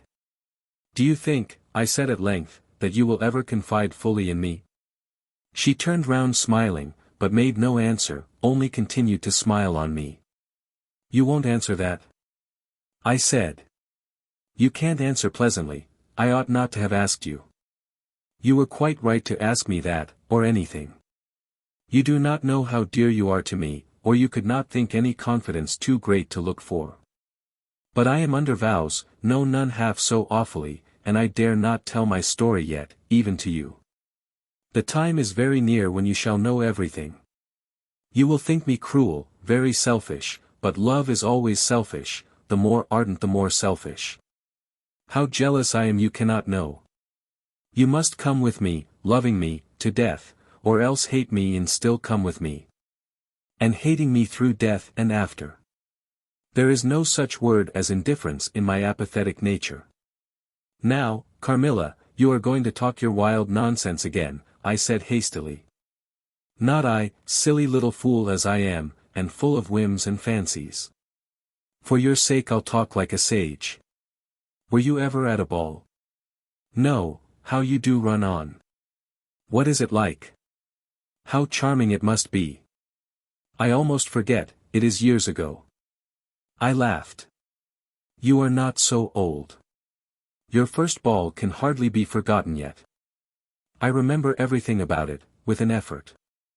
I see it all, as divers see what is going on above them, through a medium, dense, rippling, but transparent. There occurred that night what has confused the picture, and made its colors faint. I was all but assassinated in my bed, wounded here. She touched her breast, and never was the same since. Were you near dying? Yes, very, a cruel love, strange love, that would have taken my life. Love will have its sacrifices. No sacrifice without blood. Let us go to sleep now, I feel so lazy. How can I get up just now and lock my door? She was lying with her tiny hands buried in her rich wavy hair, under her cheek, her little head upon the pillow, and her glittering eyes followed me wherever I moved, with a kind of shy smile that I could not decipher. I bid her good night, and crept from the room with an uncomfortable sensation. I often wondered whether our pretty guest ever said her prayers. I certainly had never seen her upon her knees. In the morning she never came down until long after our family prayers were over, and at night she never left the drawing-room to attend our brief evening prayers in the hall. If it had not been that it had casually come out in one of our careless talks that she had been baptized, I should have doubted her being a Christian. Religion was a subject on which I had never heard her speak a word. If I had known the world better, this particular neglect or antipathy would not have so much surprised me. The precautions of nervous people are infectious, and persons of a like temperament are pretty sure, after a time, to imitate them. I had adopted Carmilla's habit of locking her bedroom door, having taken into my head all her whimsical alarms about midnight invaders and prowling assassins. I had also adopted her precaution of making a brief search through her room, to satisfy herself that no lurking assassin or robber was ensconced. These wise measures taken, I got into my bed and fell asleep. A light was burning in my room. This was an old habit, of very early date, and which nothing could have tempted me to dispense with. Thus fortified I might take my rest in peace. But dreams come through stone walls, light up dark rooms, or darken light ones, and their persons make their exits and their entrances as they please, and laugh at locksmiths. I had a dream that night that was the beginning of a very strange agony. I cannot call it a nightmare, for I was quite conscious of being asleep. But I was equally conscious of being in my room, and lying in bed, precisely as I actually was. I saw, or fancied I saw, the room and its furniture just as I had seen it last, except that it was very dark, and I saw something moving round the foot of the bed, which at first I could not accurately distinguish. But I soon saw that it was a sooty black animal that resembled a monstrous cat. It appeared to me about 4 or 5 feet long, for it measured fully the length of the hearthrug as it passed over it. And it continued to ing and fro-ing with the lithe, sinister restlessness of a beast in a cage. I could not cry out, although as you may suppose, I was terrified. Its pace was growing faster, and the room rapidly darker and darker, and at length so dark that I could no longer see anything of it but its eyes. I felt it spring lightly on the bed. The 2 broad eyes approached my face, and suddenly I felt a stinging pain as if 2 large needles darted, an inch or 2 apart, deep into my breast. I waked with a scream. The room was lighted by the candle that burnt there all through the night, and I saw a female figure standing at the foot of the bed, a little at the right side. It was in a dark loose dress, and its hair was down and covered its shoulders. A block of stone could not have been more still. There was not the slightest stir of respiration. As I stared at it, the figure appeared to have changed its place, and was now nearer the door. Then, close to it, the door opened, and it passed out. I was now relieved, and able to breathe and move. My first thought was that Carmilla had been playing me a trick, and that I had forgotten to secure my door. I hastened to it, and found it locked as usual on the inside. I was afraid to open it, I was horrified. I sprang into my bed and covered my head up in the bedclothes, and lay there more dead than alive till morning. 7. Descending. It would be vain my attempting to tell you the horror with which, even now, I recall the occurrence of that night. It was no such transitory terror as a dream leaves behind it. It seemed to deepen by time, and communicated itself to the room and the very furniture that had encompassed the apparition. I could not bear next day to be alone for a moment. I should have told Papa, but for 2 opposite reasons. At one time I thought he would laugh at my story, and I could not bear its being treated as a jest, and at another I thought he might fancy that I had been attacked by the mysterious complaint which had invaded our neighborhood. I had myself no misgiving of the kind, and as he had been rather an invalid for some time, I was afraid of alarming him. I was comfortable enough with my good-natured companions, Madame Perrodon, and the vivacious Mademoiselle La Fontaine. They both perceived that I was out of spirits and nervous, and at length I told them what lay so heavy at my heart. Mademoiselle laughed, but I fancied that Madame Perrodon looked anxious. By the by, said Mademoiselle, laughing, the long lime tree walk, behind Carmilla's bedroom window, is haunted. Nonsense, exclaimed Madame, who probably thought the theme rather inopportune, and who tells that story, my dear? Martin says that he came up twice, when the old yard gate was being repaired, before sunrise, and twice saw the same female figure walking down the lime tree avenue. So he well might, as long as there are cows to milk in the river fields, said Madame. I dare say, but Martin chooses to be frightened, and never did I see fool more frightened. You must not say a word about it to Carmilla, because she can see down that walk from her room window, I interposed, and she is, if possible, a greater coward than I. Carmilla came down rather later than usual that day. I was so frightened last night, she said, so soon as we're together, and I am sure I should have seen something dreadful if it had not been for that charm I bought from the poor little hunchback whom I called such hard names. I had a dream of something black coming round my bed, and I awoke in a perfect horror, and I really thought, for some seconds, I saw a dark figure near the chimney-piece, but I felt under my pillow for my charm, and the moment my fingers touched it, the figure disappeared, and I felt quite certain, only that I had it by me, that something frightful would have made its appearance, and, perhaps, throttled me, as it did those poor people we heard of. Well, listen to me, I began, and recounted my adventure, at the recital of which she appeared horrified. And had you the charm near you? She asked, earnestly. No, I had dropped it into a china vase in the drawing-room, but I shall certainly take it with me tonight, as you have so much faith in it. At this distance of time I cannot tell you, or even understand, how I overcame my horror so effectually as to lie alone in my room that night. I remember distinctly that I pinned the charm to my pillow. I fell asleep almost immediately, and slept even more soundly than usual all night. Next night I passed as well. My sleep was delightfully deep and dreamless.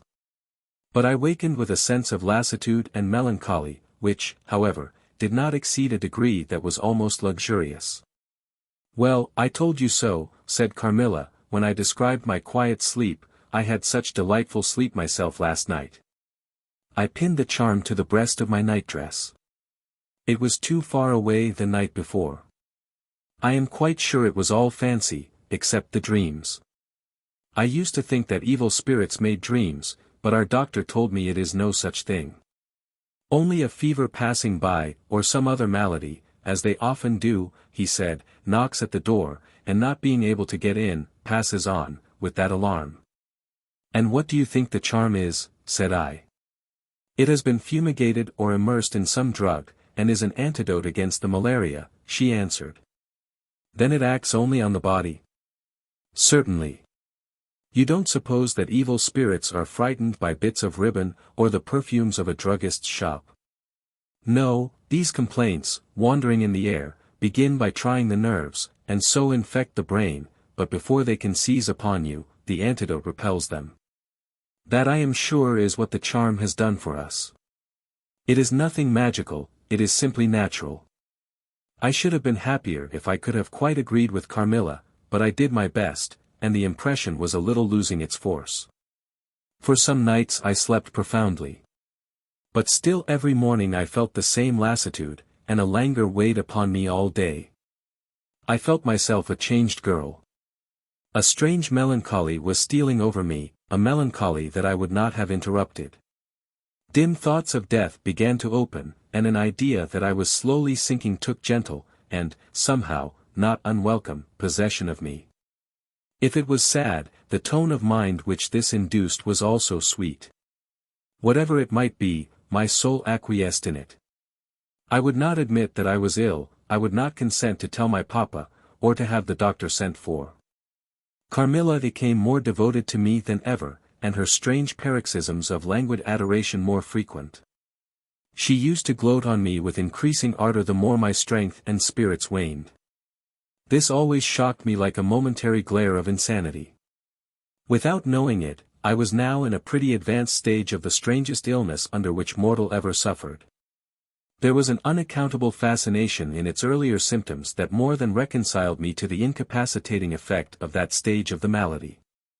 This fascination increased for a time, until it reached a certain point, when gradually a sense of the horrible mingled itself with it, deepening, as you shall hear, until it discolored and perverted the whole state of my life. The first change I experienced was rather agreeable. It was very near the turning point from which began the descent of Avernus. Certain vague and strange sensations visited me in my sleep. The prevailing one was of that pleasant, peculiar cold thrill which we feel in bathing, when we move against the current of a river. This was soon accompanied by dreams that seemed interminable, and were so vague that I could never recollect their scenery and persons, or any one connected portion of their action. But they left an awful impression, and a sense of exhaustion, as if I had passed through a long period of great mental exertion and danger. After all these dreams there remained on waking a remembrance of having been in a place very nearly dark, and of having spoken to people whom I could not see. And especially of one clear voice, of a female's, very deep, that spoke as if at a distance, slowly, and producing always the same sensation of indescribable solemnity and fear. Sometimes there came a sensation as if a hand was drawn softly along my cheek and neck. Sometimes it was as if warm lips kissed me, and longer and more lovingly as they reached my throat, but there the caress fixed itself. My heart beat faster, my breathing rose and fell rapidly in full drawn, a sobbing, that rose into a sense of strangulation, supervened, and turned into a dreadful convulsion, in which my senses left me and I became unconscious. It was now 3 weeks since the commencement of this unaccountable state. My sufferings had, during the last week, told upon my appearance. I had grown pale, my eyes were dilated and darkened underneath, and the languor which I had long felt began to display itself in my countenance. My father asked me often whether I was ill. But, with an obstinacy which now seems to me unaccountable, I persisted in assuring him that I was quite well. In a sense this was true. I had no pain, I could complain of no bodily derangement. My complaint seemed to be one of the imagination, or the nerves, and, horrible as my sufferings were, I kept them, with a morbid reserve, very nearly to myself.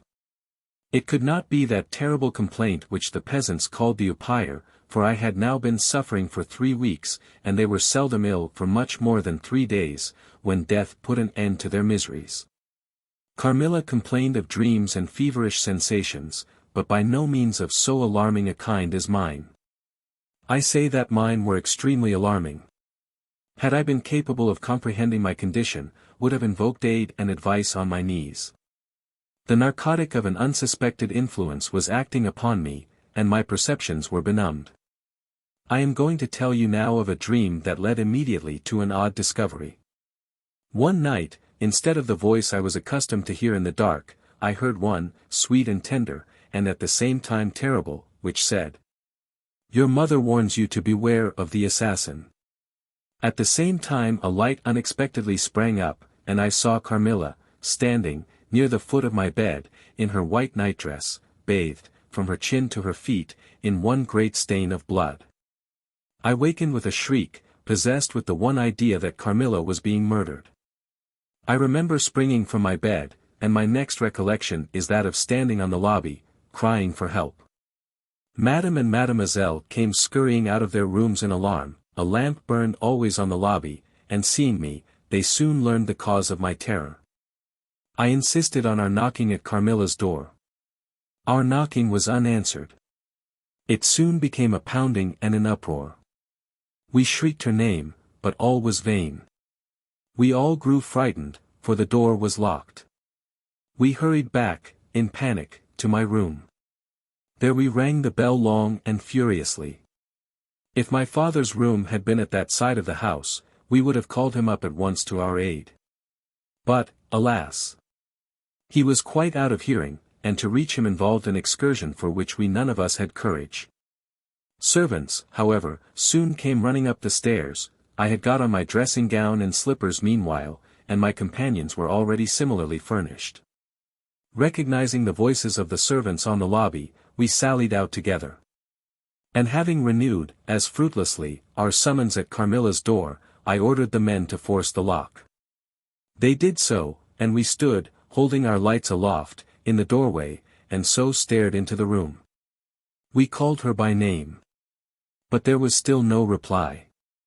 We looked round the room. Everything was undisturbed. It was exactly in the state in which I had left it on bidding her good night. But Carmilla was gone. 8. Search. At sight of the room, perfectly undisturbed except for our violent entrance, we began to cool a little, and soon recovered our senses sufficiently to dismiss the men. It had struck Mademoiselle that possibly Carmilla had been wakened by the uproar at her door, and in her first panic had jumped from her bed, and hid herself in a press, or behind a curtain, from which she could not, of course, emerge until the majordomo and his myrmidons had withdrawn. We now recommenced our search, and began to call her name again. It was all to no purpose. Our perplexity and agitation increased. We examined the windows, but they were secured.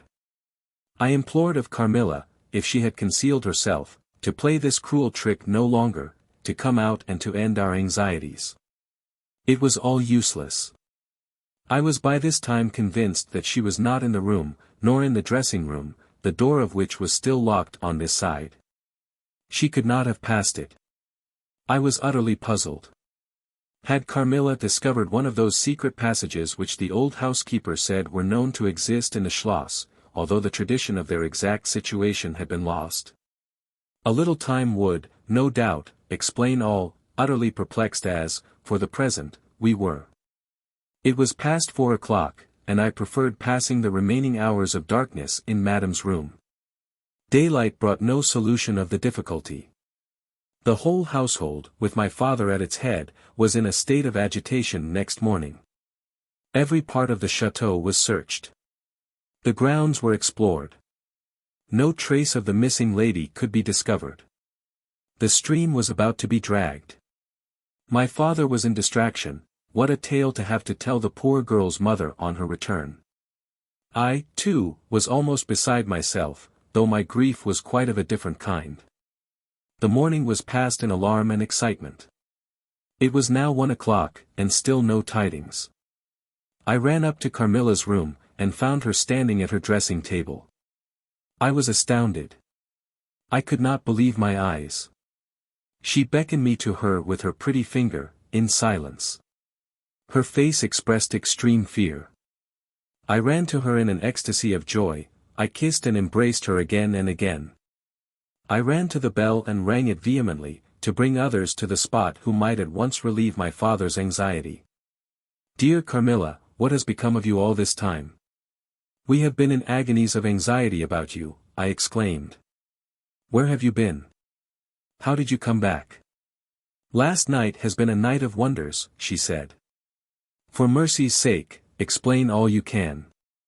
"It was past 2 last night," she said, "when I went to sleep as usual in my bed, with my doors locked, that of the dressing room, and that opening upon the gallery. My sleep was uninterrupted, and, so far as I know, dreamless, but I woke just now on the sofa in the dressing room there, and I found the door between the rooms open, and the other door forced. How could all this have happened without my being wakened? It must have been accompanied with a great deal of noise, and I am particularly easily wakened. And how could I have been carried out of my bed without my sleep having been interrupted, I whom the slightest stir startles?" By this time, Mademoiselle, my father, and a number of the servants were in the room. Carmilla was, of course, overwhelmed with inquiries, congratulations, and welcomes. She had but one story to tell, and seemed the least able of all the party to suggest any way of accounting for what had happened. My father took a turn up and down the room, thinking. I saw Carmilla's eye follow him for a moment with a sly, dark glance. When my father had sent the servants away, Mademoiselle having gone in search of a little bottle of valerian and sal volatile, and there being no one now in the room with Carmilla, except my father, Madame, and myself, he came to her thoughtfully, took her hand very kindly, led her to the sofa, and sat down beside her. "Will you forgive me, my dear, if I risk a conjecture, and ask a question?" Who can have a better right, she said. Ask what you please, and I will tell you everything. But my story is simply one of bewilderment and darkness. I know absolutely nothing. Put any question you please, but you know, of course, the limitations Mama has placed me under. Perfectly, my dear child. I need not approach the topics on which she desires our silence. Now, the marvel of last night consists in your having been removed from your bed and your room, without being wakened, and this removal having occurred apparently while the windows were still secured, and the 2 doors locked upon the inside. I will tell you my theory and ask you a question. Carmilla was leaning on her hand dejectedly, Madame and I were listening breathlessly. Now, my question is this. Have you ever been suspected of walking in your sleep? Never, since I was very young indeed. But you did walk in your sleep when you were young. Yes, I know I did. I have been told so often by my old nurse. My father smiled and nodded. Well, what has happened is this. You got up in your sleep, unlocked the door, not leaving the key, as usual, in the lock, but taking it out and locking it on the outside. You again took the key out, and carried it away with you to some one of the 25 rooms on this floor, or perhaps upstairs or downstairs. There are so many rooms and closets, so much heavy furniture, and such accumulations of lumber, that it would require a week to search this old house thoroughly. Do you see, now, what I mean? I do, but not all, she answered. And how, Papa, do you account for her finding herself on the sofa in the dressing room, which we had searched so carefully? She came there after you had searched it, still in her sleep, and at last awoke spontaneously, and was as much surprised to find herself where she was as anyone else. I wish all mysteries were as easily and innocently explained as yours, Carmilla, he said, laughing. And so we may congratulate ourselves on the certainty that the most natural explanation of the occurrence is one that involves no drugging, no tampering with locks, no burglars, or poisoners, or witches, nothing that need alarm Carmilla. Or anyone else, for our safety. Carmilla was looking charmingly. Nothing could be more beautiful than her tints. Her beauty was, I think, enhanced by that graceful languor that was peculiar to her. I think my father was silently contrasting her looks with mine, for he said, I wish my poor Laura was looking more like herself, and he sighed. So our alarms were happily ended, and Carmilla restored to her friends. 9. The doctor. As Carmilla would not hear of an attendant sleeping in her room, my father arranged that a servant should sleep outside her door, so that she would not attempt to make another such excursion without being arrested at her own door. That night passed quietly, and next morning early, the doctor, whom my father had sent for without telling me a word about it, arrived to see me. Madame accompanied me to the library.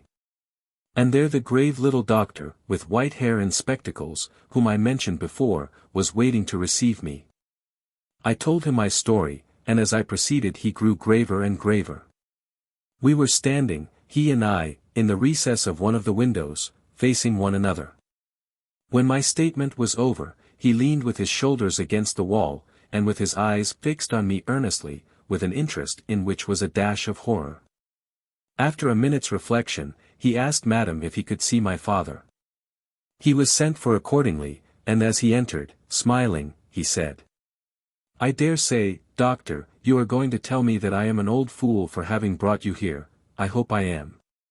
But his smile faded into shadow as the doctor, with a very grave face, beckoned him to him. He and the doctor talked for some time in the same recess where I had just conferred with the physician.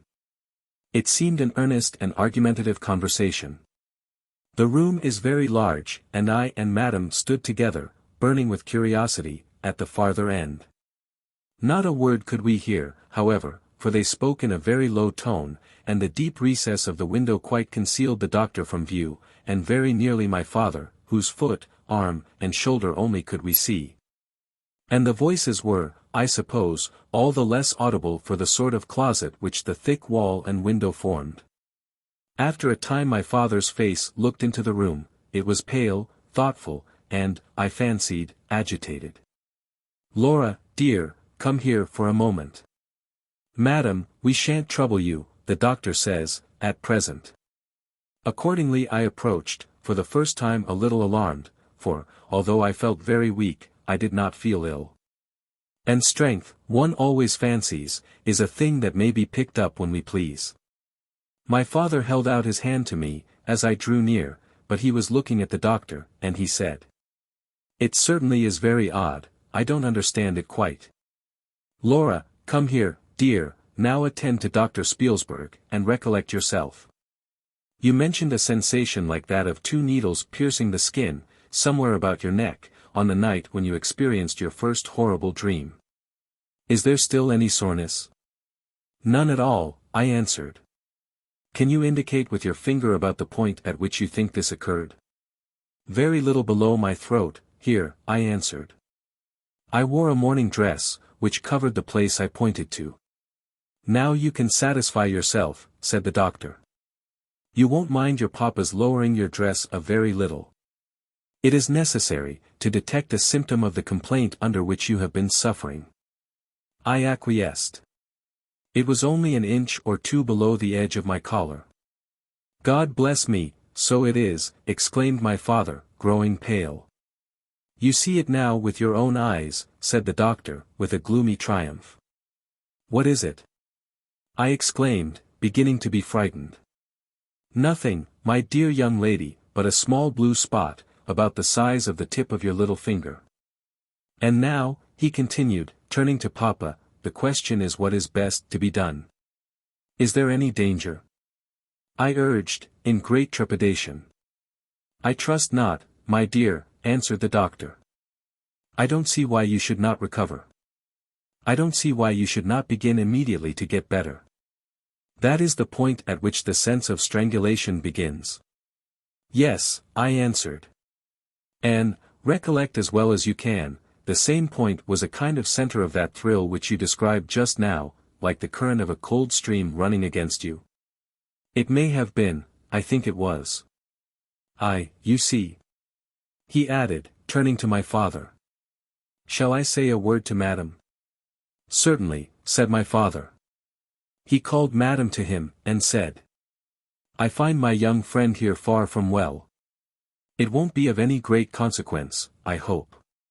But it will be necessary that some steps be taken, which I will explain by and by, but in the meantime, Madam, you will be so good as not to let Miss Laura be alone for one moment.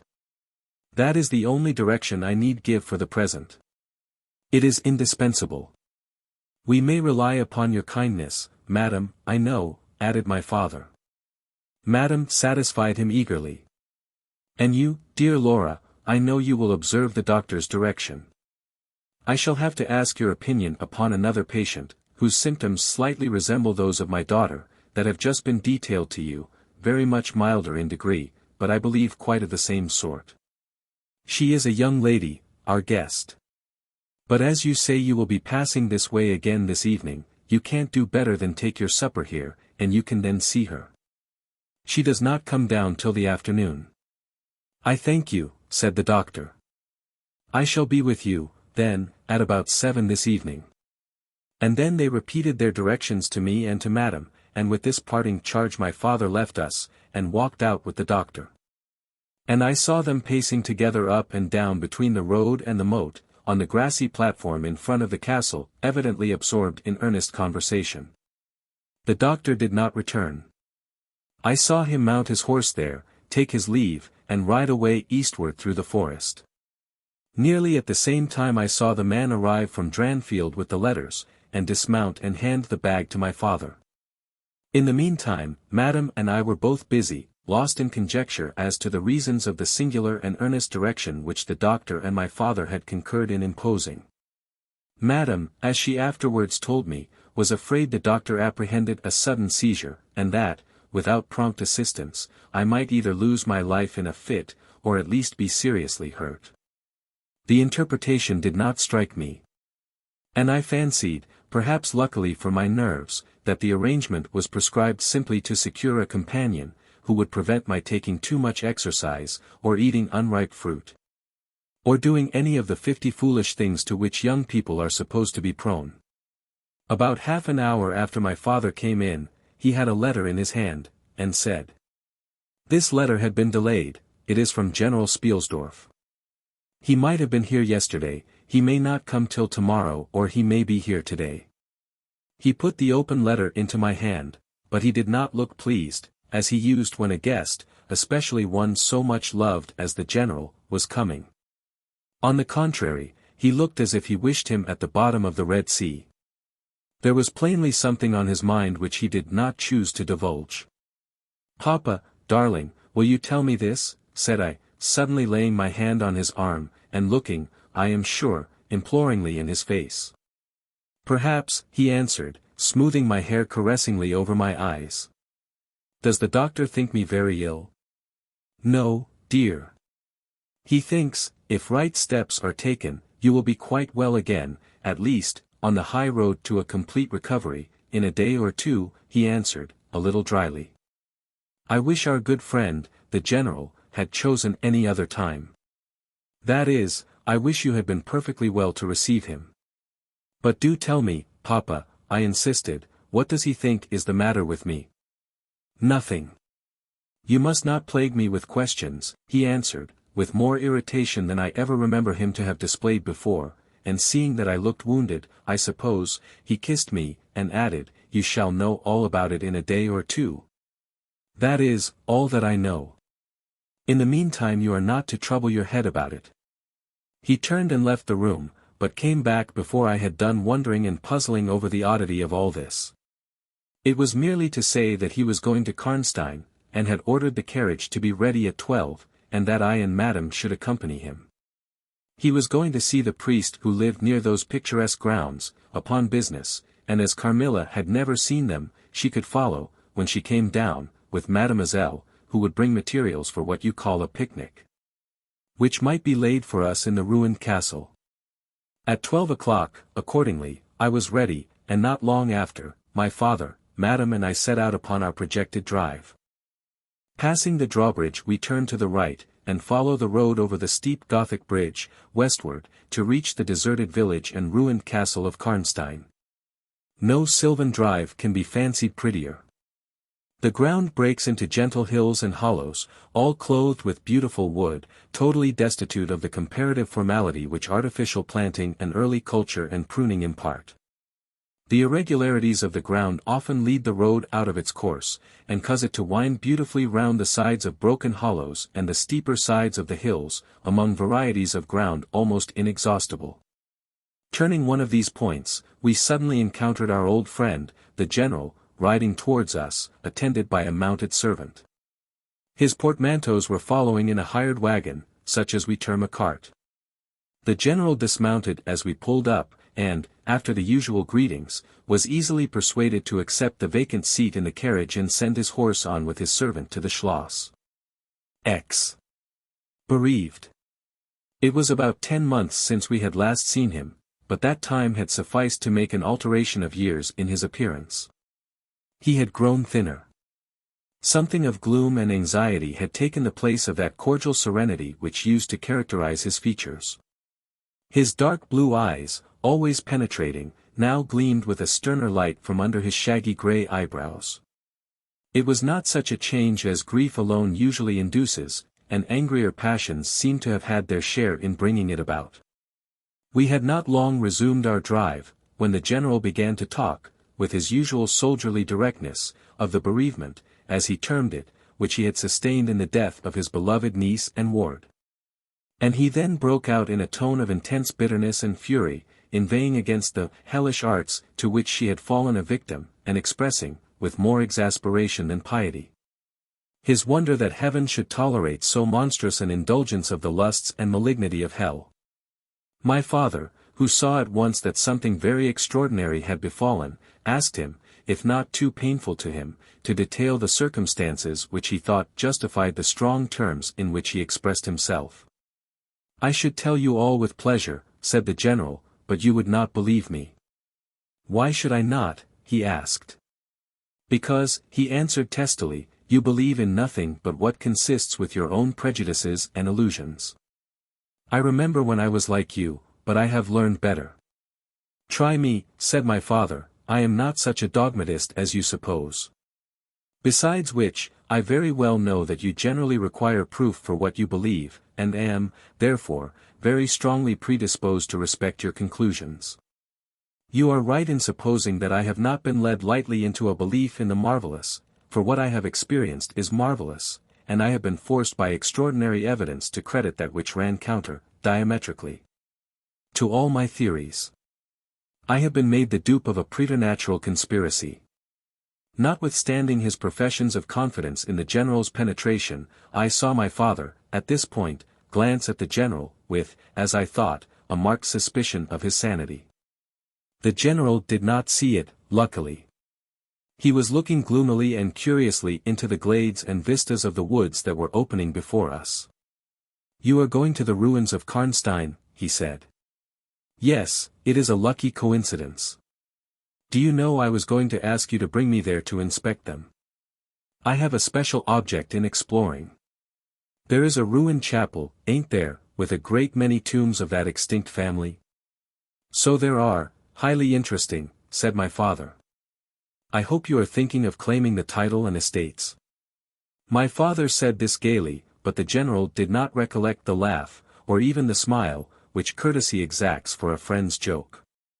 On the contrary, he looked grave and even fierce, ruminating on a matter that stirred his anger and horror. "Something very different," he said, gruffly. "I mean to unearth some of those fine people. I hope, by God's blessing, to accomplish a pious sacrilege here, which will relieve our earth of certain monsters, and enable honest people to sleep in their beds without being assailed by murderers. I have strange things to tell you, my dear friend, such as I myself would have scouted as incredible a few months since." My father looked at him again, but this time not with a glance of suspicion, with an eye, rather, of keen intelligence and alarm. "The house of Karnstein," he said, "has been long extinct, 100 years at least. My dear wife was maternally descended from the Karnsteins.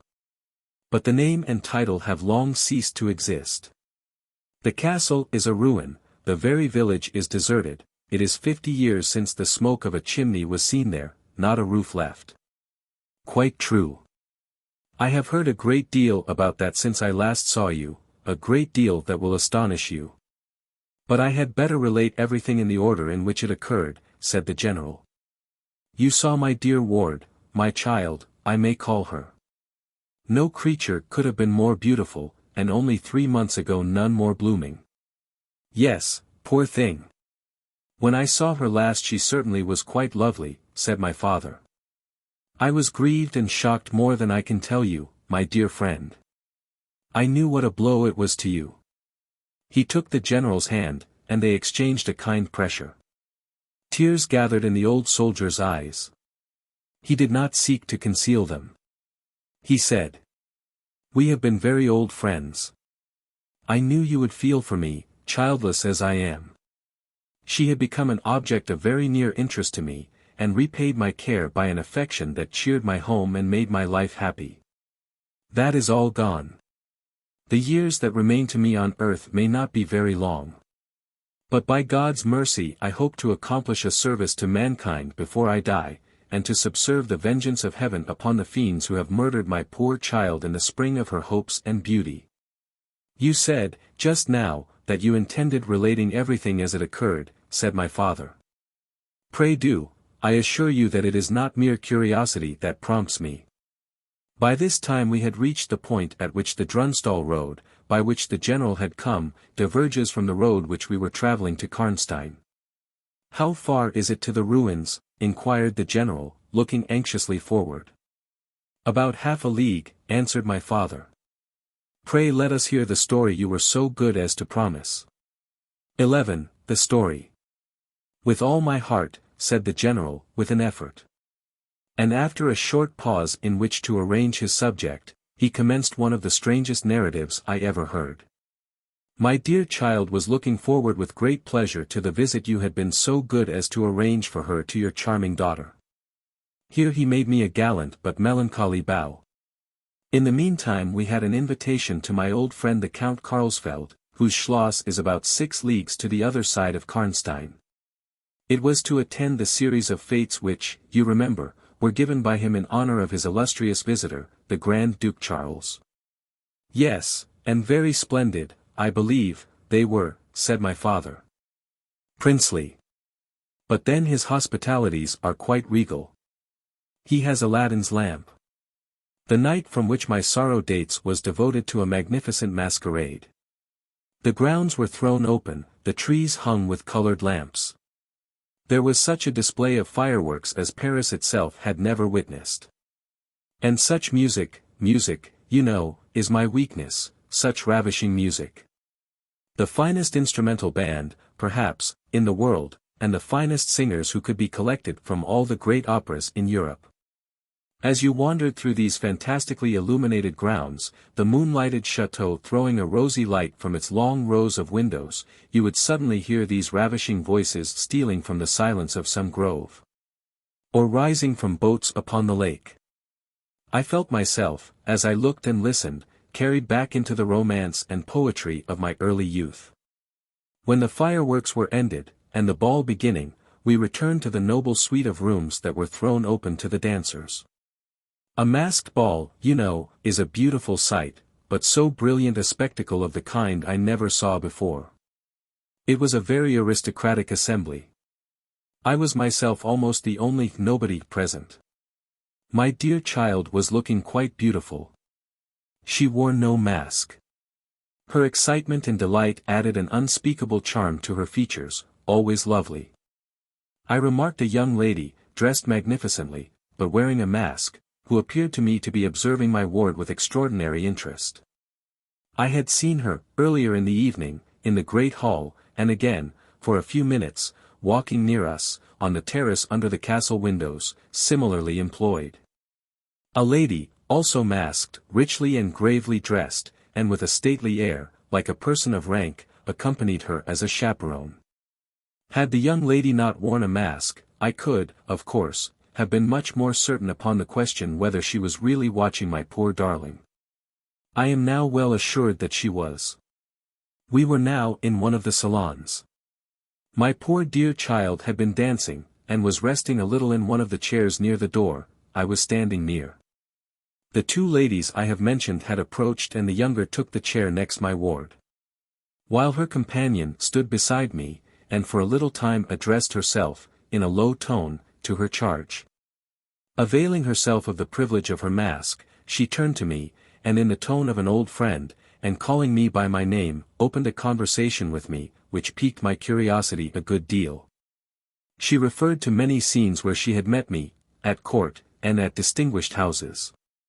She alluded to little incidents which I had long ceased to think of, but which, I found, had only lain in abeyance in my memory, for they instantly started into life at her touch. I became more and more curious to ascertain who she was, every moment. She parried my attempts to discover very adroitly and pleasantly. The knowledge she showed of many passages in my life seemed to me all but unaccountable. And she appeared to take a not unnatural pleasure in foiling my curiosity, and in seeing me flounder in my eager perplexity, from one conjecture to another. In the meantime the young lady, whom her mother called by the odd name of Millarca, when she once or twice addressed her, had, with the same ease and grace, got into conversation with my ward. She introduced herself by saying that her mother was a very old acquaintance of mine. She spoke of the agreeable audacity which a mask rendered practicable. She talked like a friend. She admired her dress, and insinuated very prettily her admiration of her beauty. She amused her with laughing criticisms upon the people who crowded the ballroom, and laughed at my poor child's fun. She was very witty and lively when she pleased, and after a time they had grown very good friends, and the young stranger lowered her mask, displaying a remarkably beautiful face. I had never seen it before, neither had my dear child. But though it was new to us, the features were so engaging, as well as lovely, that it was impossible not to feel the attraction powerfully. My poor girl did so. I never saw anyone more taken with another at first sight, unless, indeed, it was the stranger herself, who seemed quite to have lost her heart to her. In the meantime, availing myself of the license of a masquerade, I put not a few questions to the elder lady. You have puzzled me utterly, I said, laughing. Is that not enough? Won't you, now, consent to stand on equal terms, and do me the kindness to remove your mask? Can any request be more unreasonable? She replied. Ask a lady to yield an advantage. Beside, how do you know you should recognize me? Years make changes.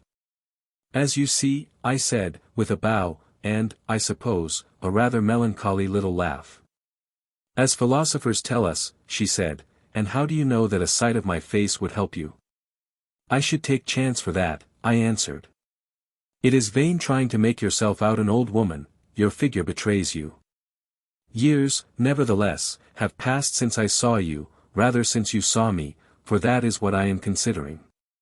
Millarca, there, is my daughter, I cannot then be young, even in the opinion of people whom time has taught to be indulgent, and I may not like to be compared with what you remember me. You have no mask to remove. You can offer me nothing in exchange. My petition is to your pity, to remove it. And mine to yours, to let it stay where it is, she replied. Well, then, at least you will tell me whether you are French or German. You speak both languages so perfectly. I don't think I shall tell you that, General, you intend a surprise, and are meditating the particular point of attack. At all events, you won't deny this, I said, that being honored by your permission to converse, I ought to know how to address you. Shall I say Madame la Comtesse? She laughed, and she would, no doubt, have met me with another evasion, if, indeed, I can treat any occurrence in an interview every circumstance of which was prearranged, as I now believe, with the profoundest cunning. As liable to be modified by accident. As to that, she began. But she was interrupted, almost as she opened her lips, by a gentleman, dressed in black, who looked particularly elegant and distinguished, with this drawback, that his face was the most deadly pale I ever saw, except in death. He was in no masquerade, in the plain evening dress of a gentleman, and he said, without a smile, but with a courtly and unusually low bow. Will Madame la Comtesse permit me to say a very few words which may interest her? The lady turned quickly to him, and touched her lip in token of silence. She then said to me, Keep my place for me, General, I shall return when I have said a few words. And with this injunction, playfully given, she walked a little aside with the gentleman in black, and talked for some minutes, apparently very earnestly. They then walked away slowly together in the crowd, and I lost them for some minutes. I spent the interval in cudgelling my brains for a conjecture as to the identity of the lady who seemed to remember me so kindly, and I was thinking of turning about and joining in the conversation between my pretty ward and the Countess's daughter. And trying whether, by the time she returned, I might not have a surprise in store for her, by having her name, title, chateau, and estates at my fingers' ends. But at this moment she returned, accompanied by the pale man in black, who said, I shall return and inform Madame la Comtesse when her carriage is at the door. He withdrew with a bow. 12. A petition. Then we are to lose Madame la Comtesse, but I hope only for a few hours, I said, with a low bow. It may be that only, or it may be a few weeks. It was very unlucky his speaking to me just now as he did. Do you now know me? I assured her I did not. You shall know me, she said, but not at present. We are older and better friends than, perhaps, you suspect. I cannot yet declare myself. I shall in 3 weeks pass your beautiful Schloss, about which I have been making inquiries. I shall then look in upon you for an hour or two, and renew a friendship which I never think of without 1,000 pleasant recollections. This moment a piece of news has reached me like a thunderbolt. I must set out now, and travel by a devious route, nearly 100 miles, with all the dispatch I can possibly make. My perplexities multiply. I am only deterred by the compulsory reserve I practice as to my name from making a very singular request of you. My poor child has not quite recovered her strength. Her horse fell with her, at a hunt which she had ridden out to witness, her nerves have not yet recovered the shock, and our physician says that she must on no account exert herself for some time to come. We came here, in consequence, by very easy stages, hardly 6 leagues a day. I must now travel day and night, on a mission of life and death, a mission the critical and momentous nature of which I shall be able to explain to you when we meet, as I hope we shall, in a few weeks, without the necessity of any concealment. She went on to make her petition, and it was in the tone of a person from whom such a request amounted to conferring, rather than seeking a favor. This was only in manner, and, as it seemed, quite unconsciously. Then the terms in which it was expressed, nothing could be more deprecatory. It was simply that I would consent to take charge of her daughter during her absence. This was, all things considered, a strange, not to say, an audacious request. She in some sort disarmed me, by stating and admitting everything that could be urged against it, and throwing herself entirely upon my chivalry. At the same moment, by a fatality that seems to have predetermined all that happened, my poor child came to my side, and, in an undertone, besought me to invite her new friend, Millarca, to pay us a visit. She had just been sounding her, and thought, if her mamma would allow her, she would like it extremely. At another time I should have told her to wait a little, until, at least, we knew who they were. But I had not a moment to think in. The two ladies assailed me together, and I must confess the refined and beautiful face of the young lady, about which there was something extremely engaging, as well as the elegance and fire of high birth, determined me. And, quite overpowered, I submitted, and undertook, too easily, the care of the young lady, whom her mother called Millarca. The Countess beckoned to her daughter, who listened with grave attention while she told her, in general terms, how suddenly and peremptorily she had been summoned, and also of the arrangements she had made for her under my care. Adding that I was one of her earliest and most valued friends. I made, of course, such speeches as the case seemed to call for, and found myself, on reflection, in a position which I did not half like. The gentleman in black returned, and very ceremoniously conducted the lady from the room. The demeanor of this gentleman was such as to impress me with the conviction that the Countess was a lady of very much more importance than her modest title alone might have led me to assume. Her last charge to me was that no attempt was to be made to learn more about her than I might have already guessed, until her return.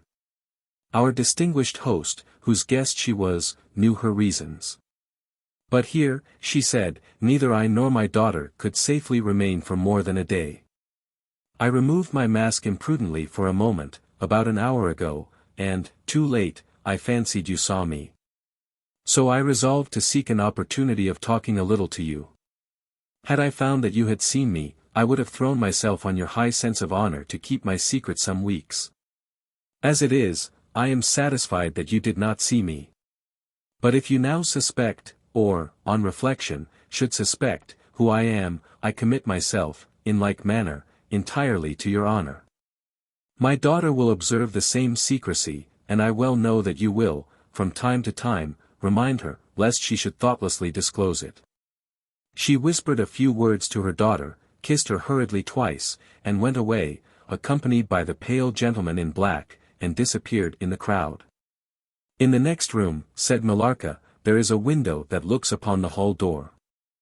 I should like to see the last of Mamma, and to kiss my hand to her. We assented, of course, and accompanied her to the window. We looked out, and saw a handsome old-fashioned carriage, with a troop of couriers and footmen. We saw the slim figure of the pale gentleman in black, as he held a thick velvet cloak, and placed it about her shoulders and threw the hood over her head. She nodded to him, and just touched his hand with hers. He bowed low repeatedly as the door closed, and the carriage began to move. She is gone, said Millarca, with a sigh. She is gone, I repeated to myself, for the first time, in the hurried moments that had elapsed since my consent, reflecting upon the folly of my act. She did not look up, said the young lady, plaintively. The Countess had taken off her mask, perhaps, and did not care to show her face, I said, and she could not know that you were in the window. She sighed, and looked in my face. She was so beautiful that I relented. I was sorry I had for a moment repented of my hospitality, and I determined to make her amends for the unavowed churlishness of my reception.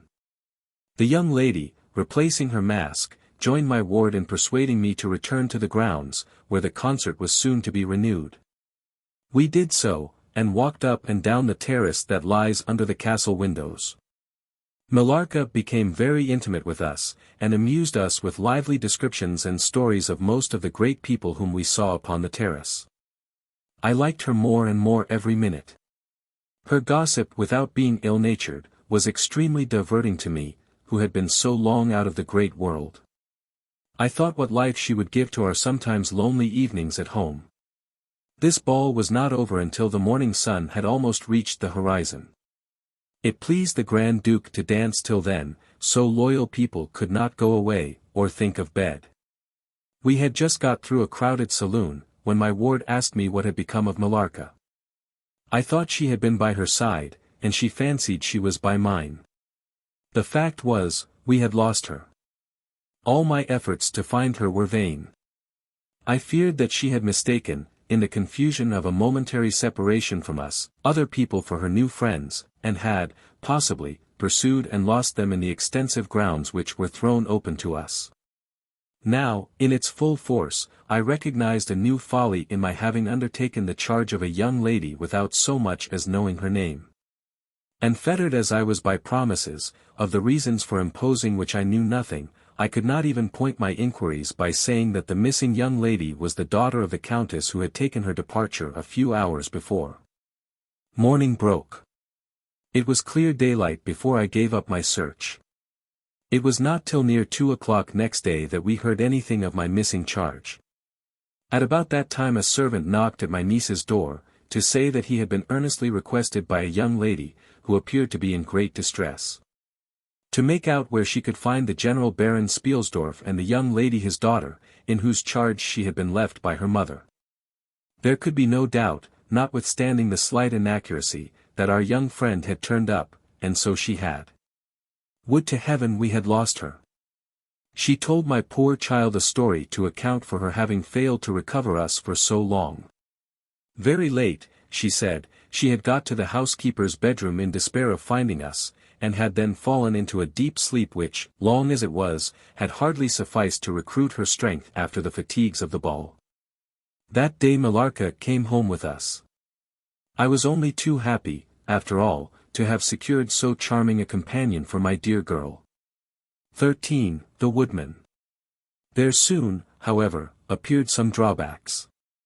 In the first place, Millarca complained of extreme languor, the weakness that remained after her late illness, and she never emerged from her room till the afternoon was pretty far advanced.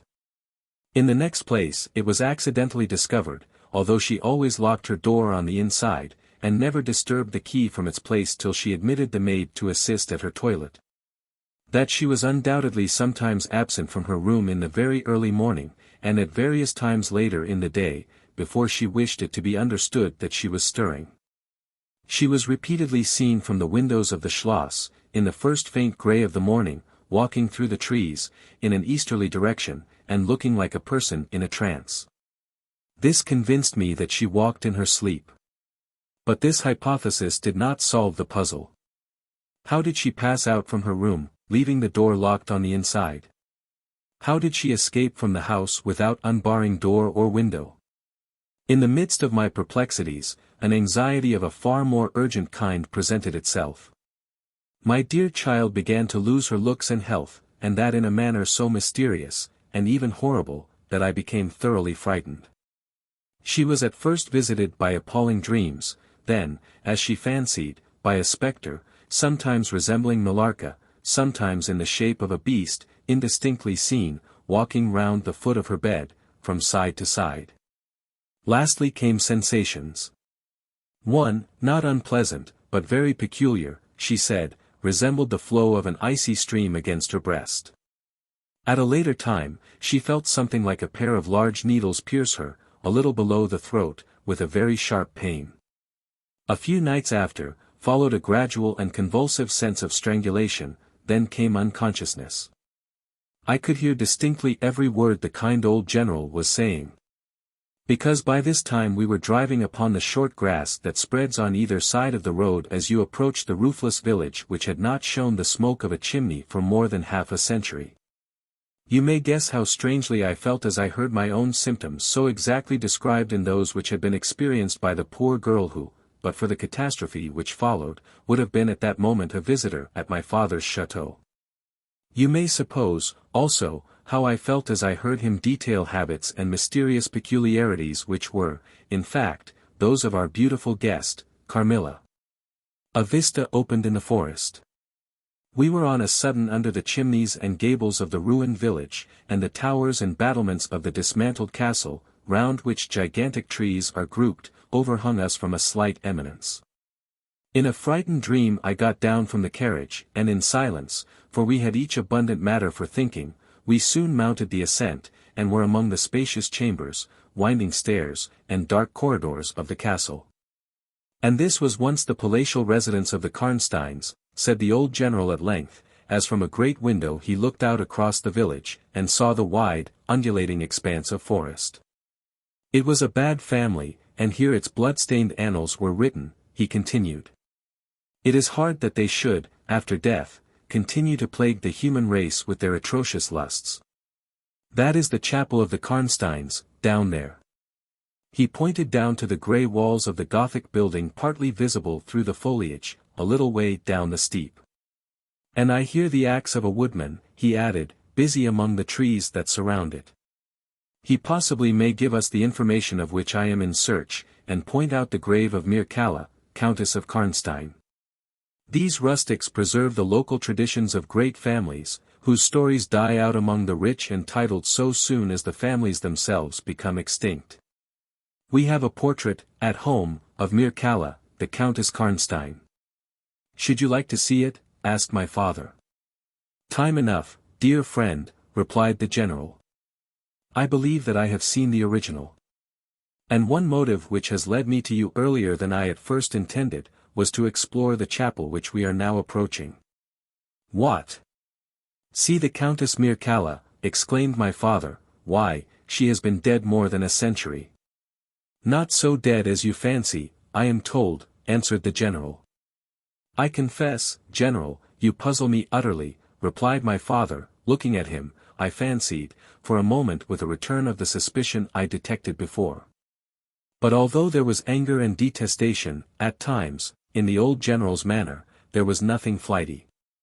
There remains to me, he said, as we passed under the heavy arch of the Gothic church, for its dimensions would have justified its being so styled, but one object which can interest me during the few years that remain to me on earth.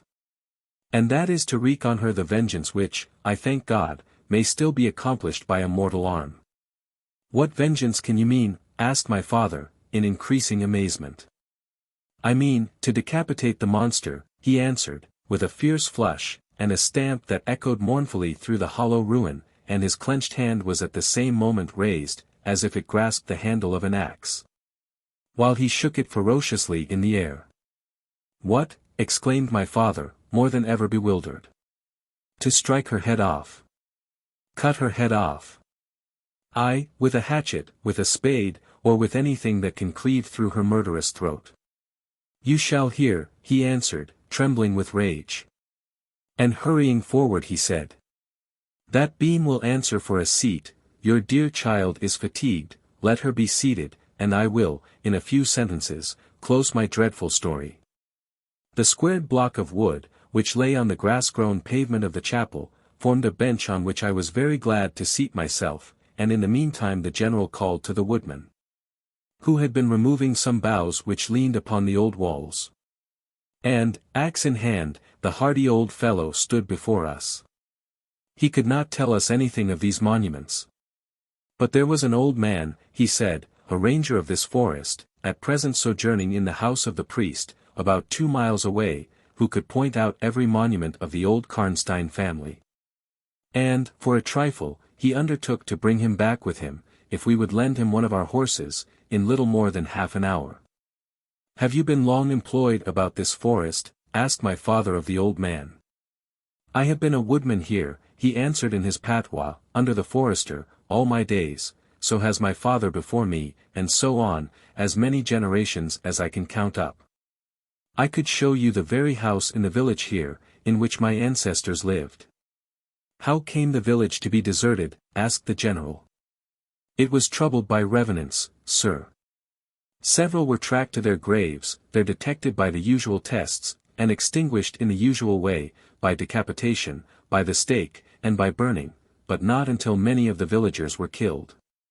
But after all these proceedings according to law, he continued, so many graves opened, and so many vampires deprived of their horrible animation, the village was not relieved.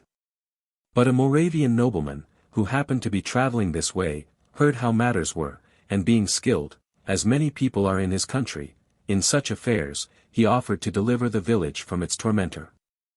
He did so thus, there being a bright moon that night, he ascended, shortly after sunset, the towers of the chapel here, from whence he could distinctly see the churchyard beneath him, you can see it from that window.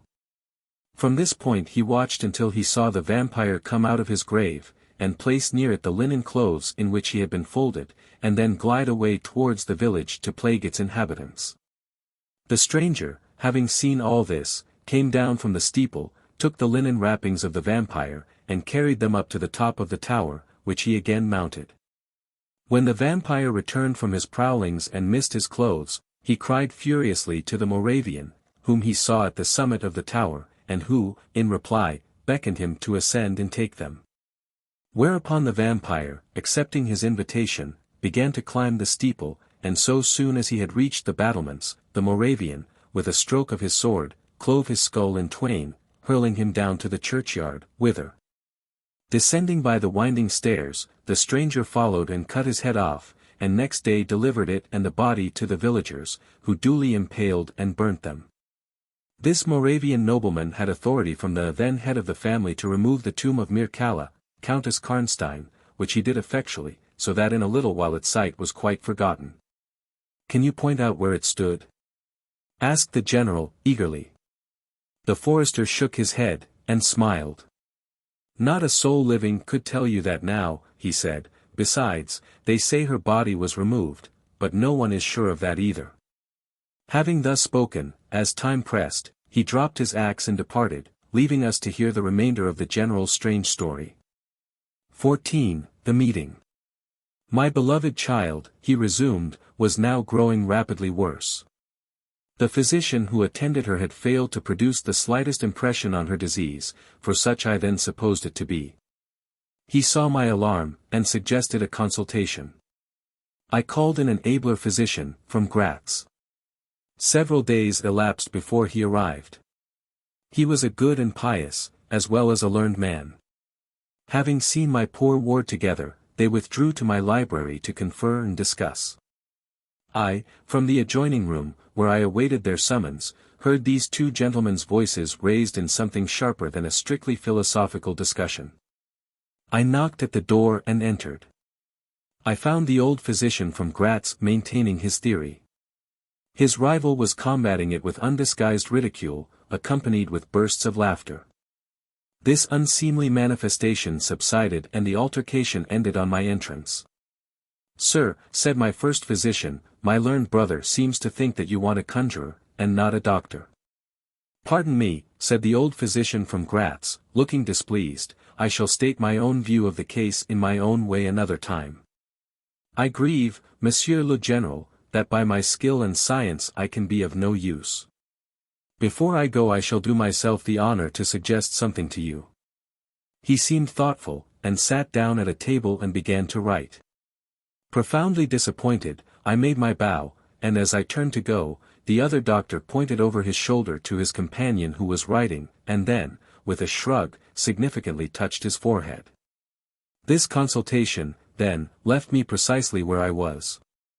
I walked out into the grounds, all but distracted. The doctor from Graz, in 10 or 15 minutes, overtook me.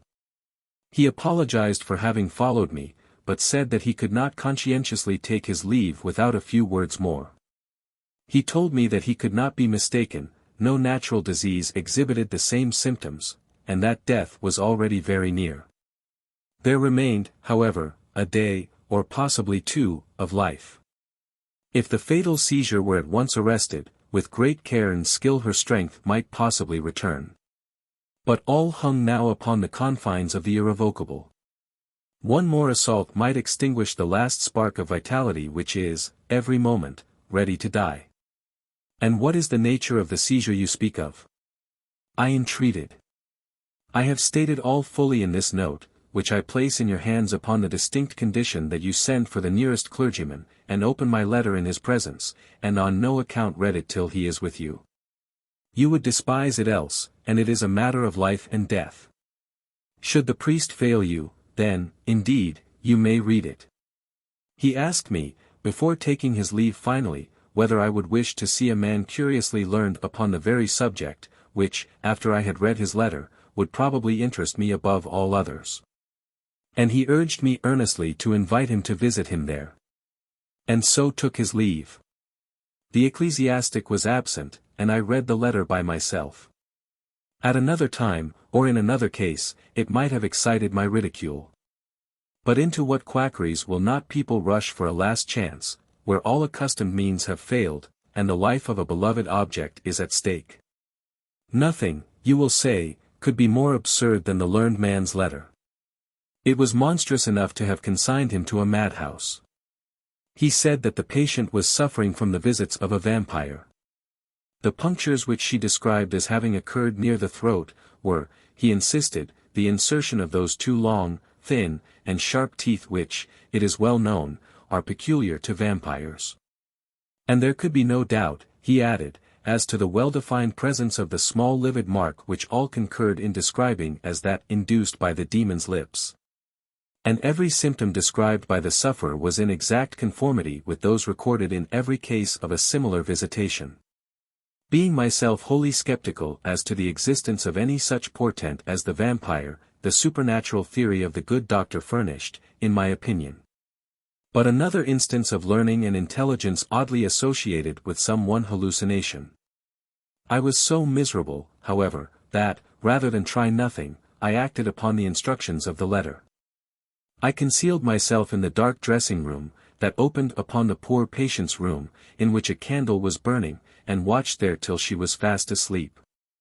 I stood at the door, peeping through the small crevice, my sword laid on the table beside me, as my directions prescribed, until, a little after 1, I saw a large black object, very ill-defined, crawl, as it seemed to me, over the foot of the bed, and swiftly spread itself up to the poor girl's throat, where it swelled, in a moment, into a great, palpitating mass. For a few moments I had stood petrified. I now sprang forward, with my sword in my hand. The black creature suddenly contracted towards the foot of the bed, glided over it, and, standing on the floor about a yard below the foot of the bed, with a glare of skulking ferocity and horror fixed on me, I saw Millarca. Speculating I know not what, I struck at her instantly with my sword, but I saw her standing near the door, unscathed. Horrified, I pursued, and struck again. She was gone, and my sword flew to shivers against the door. I can't describe to you all that passed on that horrible night. The whole house was up and stirring. The spectre Millarca was gone. But her victim was sinking fast, and before the morning dawned, she died. The old general was agitated. We did not speak to him. My father walked to some little distance, and began reading the inscriptions on the tombstones, and thus occupied, he strolled into the door of a side chapel to prosecute his researches. The general leaned against the wall, dried his eyes, and sighed heavily. I was relieved on hearing the voices of Carmilla and Madame, who were at that moment approaching. The voices died away. In this solitude, having just listened to so strange a story, connected, as it was, with the great entitled dead, whose monuments were mouldering among the dust and ivy round us, and every incident of which bore so awfully upon my own mysterious case, in this haunted spot, darkened by the towering foliage that rose on every side, dense and high above its noiseless walls, a horror began to steal over me. And my heart sank as I thought that my friends were, after all, not about to enter and disturb this triste and ominous scene. The old general's eyes were fixed on the ground, as he leaned with his hand upon the basement of a shattered monument. Under a narrow, arched doorway, surmounted by one of those demoniacal grotesques in which the cynical and ghastly fancy of old Gothic carving delights, I saw very gladly the beautiful face and figure of Carmilla enter the shadowy chapel. I was just about to rise and speak, and nodded smiling, in answer to her peculiarly engaging smile, when with a cry, the old man by my side caught up the woodman's hatchet, and started forward. On seeing him a brutalized change came over her features. It was an instantaneous and horrible transformation, as she made a crouching step backwards. Before I could utter a scream, he struck at her with all his force, but she dived under his blow, and unscathed, caught him in her tiny grasp by the wrist. He struggled for a moment to release his arm, but his hand opened, the axe fell to the ground, and the girl was gone. He staggered against the wall. His grey hair stood upon his head, and a moisture shone over his face, as if he were at the point of death. The frightful scene had passed in a moment. The first thing I recollect after, is Madame standing before me, and impatiently repeating again and again, the question, "Where is Mademoiselle Carmilla?" I answered at length, "I don't know, I can't tell, she went there," and I pointed to the door through which Madame had just entered, only a minute or two since. But I had been standing there, in the passage, ever since Mademoiselle Carmilla entered, and she did not return. She then began to call, "Carmilla," through every door and passage and from the windows, but no answer came. She called herself Carmilla, asked the general, still agitated. "Carmilla, yes," I answered. He said, "that is Millarca. That is the same person who long ago was called Mircalla, Countess Karnstein. Depart from this accursed ground, my poor child, as quickly as you can. Drive to the clergyman's house, and stay there till we come. Begone. May you never behold Carmilla more, you will not find her here." 15. Ordeal and Execution. As he spoke, one of the strangest-looking men I ever beheld entered the chapel at the door through which Carmilla had made her entrance and her exit. He was tall, narrow-chested, stooping, with high shoulders, and dressed in black. His face was brown and dried in with deep furrows, he wore an oddly shaped hat with a broad leaf. His hair, long and grizzled, hung on his shoulders. He wore a pair of gold spectacles, and walked slowly, with an odd shambling gait, with his face sometimes turned up to the sky, and sometimes bowed down towards the ground, seemed to wear a perpetual smile. His long thin arms were swinging, and his lank hands, in old black gloves ever so much too wide for them, waving and gesticulating in utter abstraction. "The very man," exclaimed the general, advancing with manifest delight. "My dear Baron, how happy I am to see you, I had no hope of meeting you so soon." He signed to my father, who had by this time returned, and leading the fantastic old gentleman, whom he called the Baron, to meet him. He introduced him formally, and they at once entered into earnest conversation. The stranger took a roll of paper from his pocket, and spread it on the worn surface of a tomb that stood by. He had a pencil case in his fingers, with which he traced imaginary lines from point to point on the paper, which from their often glancing from it, together, at certain points of the building, I concluded to be a plan of the chapel. He accompanied, what I may term, his lecture, with occasional readings from a dirty little book, whose yellow leaves were closely written over. They sauntered together down the side aisle, opposite to the spot where I was standing, conversing as they went. Then they began measuring distances by paces, and finally they all stood together, facing a piece of the sidewall, which they began to examine with great minuteness. Pulling off the ivy that clung over it, and rapping the plaster with the ends of their sticks, scraping here, and knocking there.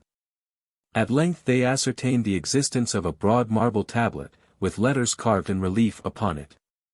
With the assistance of the woodman, who soon returned, a monumental inscription, and carved escutcheon, were disclosed. They proved to be those of the long-lost monument of Mircalla, Countess Karnstein. The old general, though not I fear given to the praying mood, raised his hands and eyes to heaven, in mute thanksgiving for some moments. "Tomorrow," I heard him say, "the commissioner will be here, and the inquisition will be held according to law." Then turning to the old man with the gold spectacles, whom I have described, he shook him warmly by both hands and said, "Baron, how can I thank you? How can we all thank you? You will have delivered this region from a plague that has scourged its inhabitants for more than a century. The horrible enemy, thank God, is at last tracked. My father led the stranger aside, and the general followed. I know that he had led them out of hearing, that he might relate my case, and I saw them glance often quickly at me, as the discussion proceeded. My father came to me, kissed me again and again, and leading me from the chapel, said, "It is time to return, but before we go home, we must add to our party the good priest, who lives but a little way from this. And persuade him to accompany us to the Schloss." In this quest we were successful, and I was glad, being unspeakably fatigued when we reached home. But my satisfaction was changed to dismay, on discovering that there were no tidings of Carmilla. Of the scene that had occurred in the ruined chapel, no explanation was offered to me, and it was clear that it was a secret which my father for the present determined to keep from me. The sinister absence of Carmilla made the remembrance of the scene more horrible to me. The arrangements for the night were singular. 2 servants, and Madame were to sit up in my room that night. And the ecclesiastic with my father kept watch in the adjoining dressing room. The priest had performed certain solemn rites that night, the purport of which I did not understand any more than I comprehended the reason of this extraordinary precaution taken for my safety during sleep. I saw all clearly a few days later. The disappearance of Carmilla was followed by the discontinuance of my nightly sufferings. You have heard, no doubt, of the appalling superstition that prevails in Upper and Lower Styria, in Moravia, Silesia, in Turkish Serbia, in Poland, even in Russia, the superstition, so we must call it, of the vampire.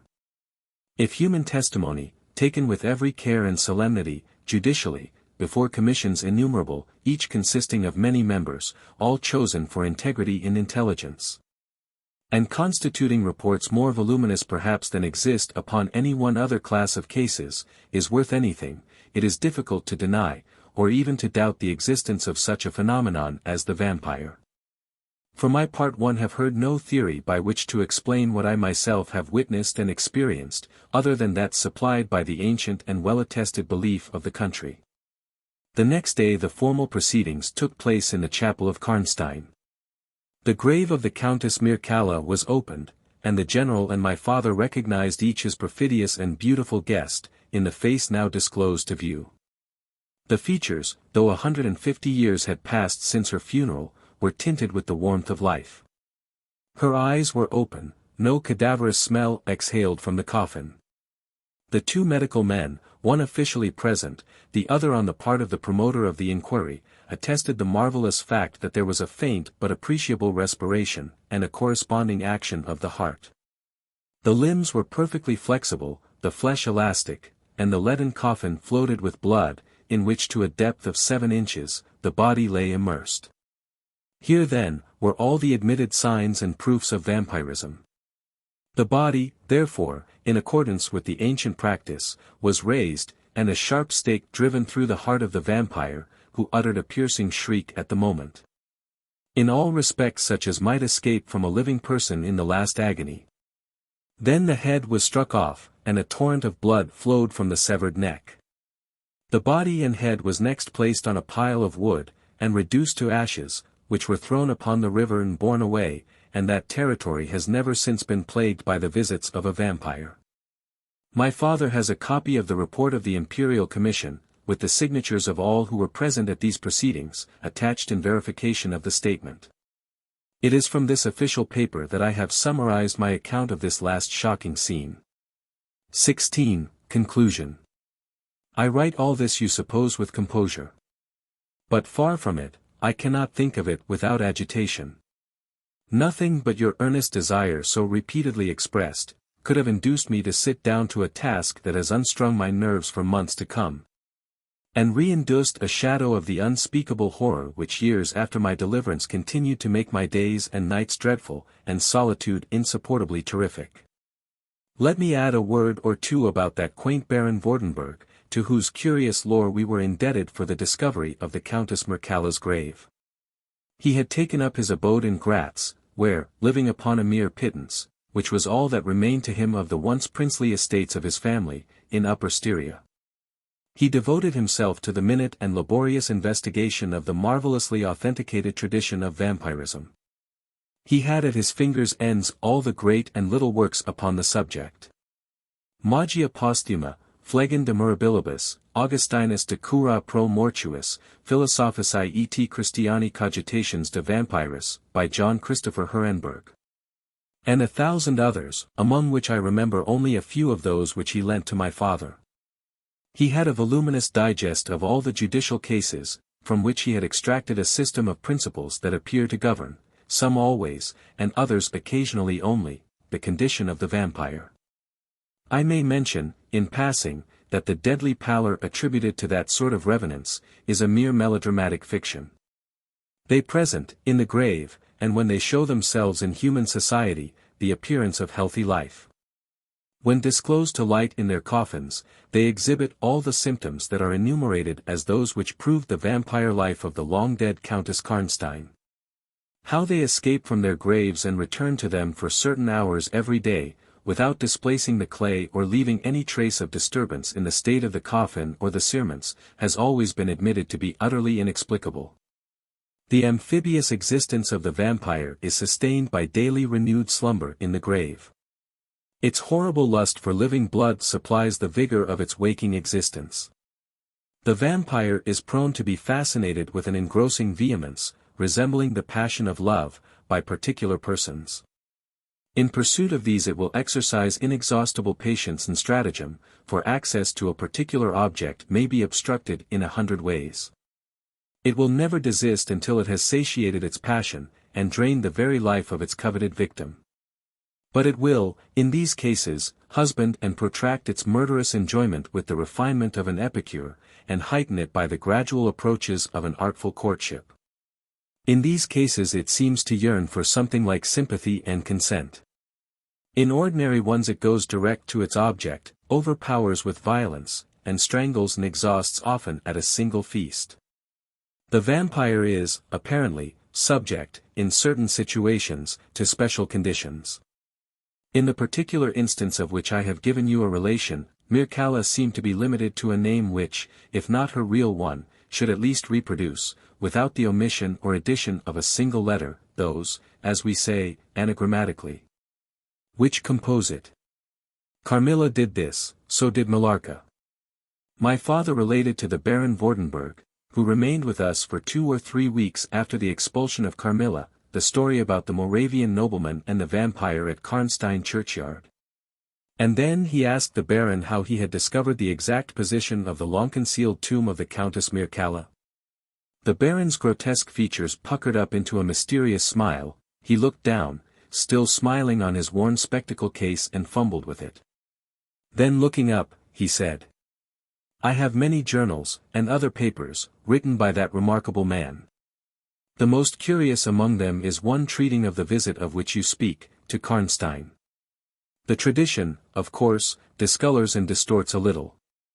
He might have been termed a Moravian nobleman, for he had changed his abode to that territory, and was, beside, a noble. But he was, in truth, a native of Upper Styria. It is enough to say that in very early youth he had been a passionate and favored lover of the beautiful Mircalla, Countess Karnstein.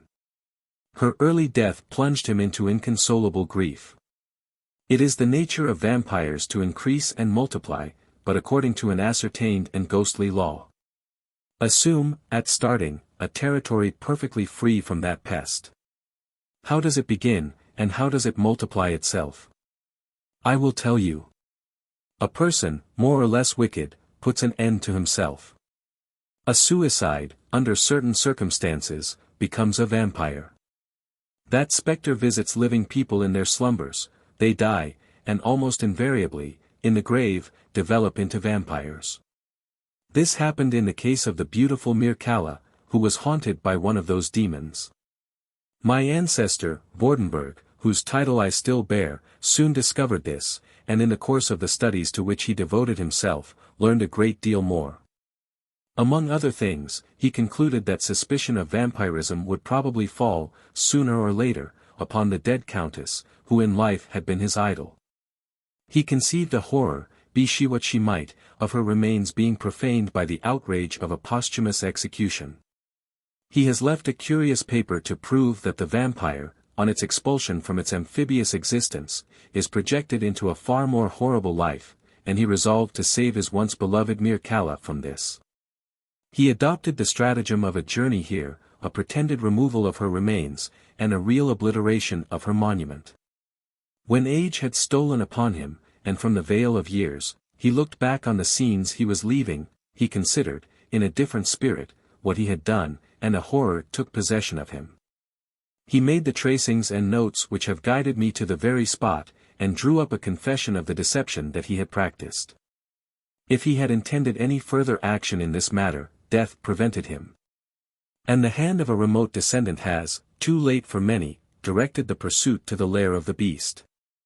We talked a little more, and among other things he said was this. One sign of the vampire is the power of the hand. The slender hand of Mircalla closed like a vice of steel on the general's wrist when he raised the hatchet to strike. But its power is not confined to its grasp, it leaves a numbness in the limb it seizes, which is slowly, if ever, recovered from. The following spring my father took me a tour through Italy. We remained away for more than a year. It was long before the terror of recent events subsided. And to this hour the image of Carmilla returns to memory with ambiguous alternations, sometimes the playful, languid, beautiful girl, sometimes the writhing fiend I saw in the ruined church. And often from a reverie I have started, fancying I heard the light step of Carmilla at the drawing-room door. Other books by J. Sheridan Le Fanu. The Cock and Anchor. Torlo O'Brien. The House by the Churchyard. Uncle Silas. Checkmate. Carmilla. The Wyvern Mystery. Guy Deverail. Ghost Stories and Tales of Mystery. The Chronicles of Golden Friars in a Glass. Darkly. The Purcell Papers. The Watcher and Other Weird Stories. A Chronicle of Golden Friars and Other Stories. Madame Growl's Ghost and Other Tales of Mystery. Green Tea and Other Stories. Sheridan Le Fanu. The Diabolic Genius. Best Ghost Stories of J. Le Fanu. The Best Horror Stories. The Vampire Lovers and Other Stories. Ghost Stories and Mysteries. The Hours After Midnight. J.S.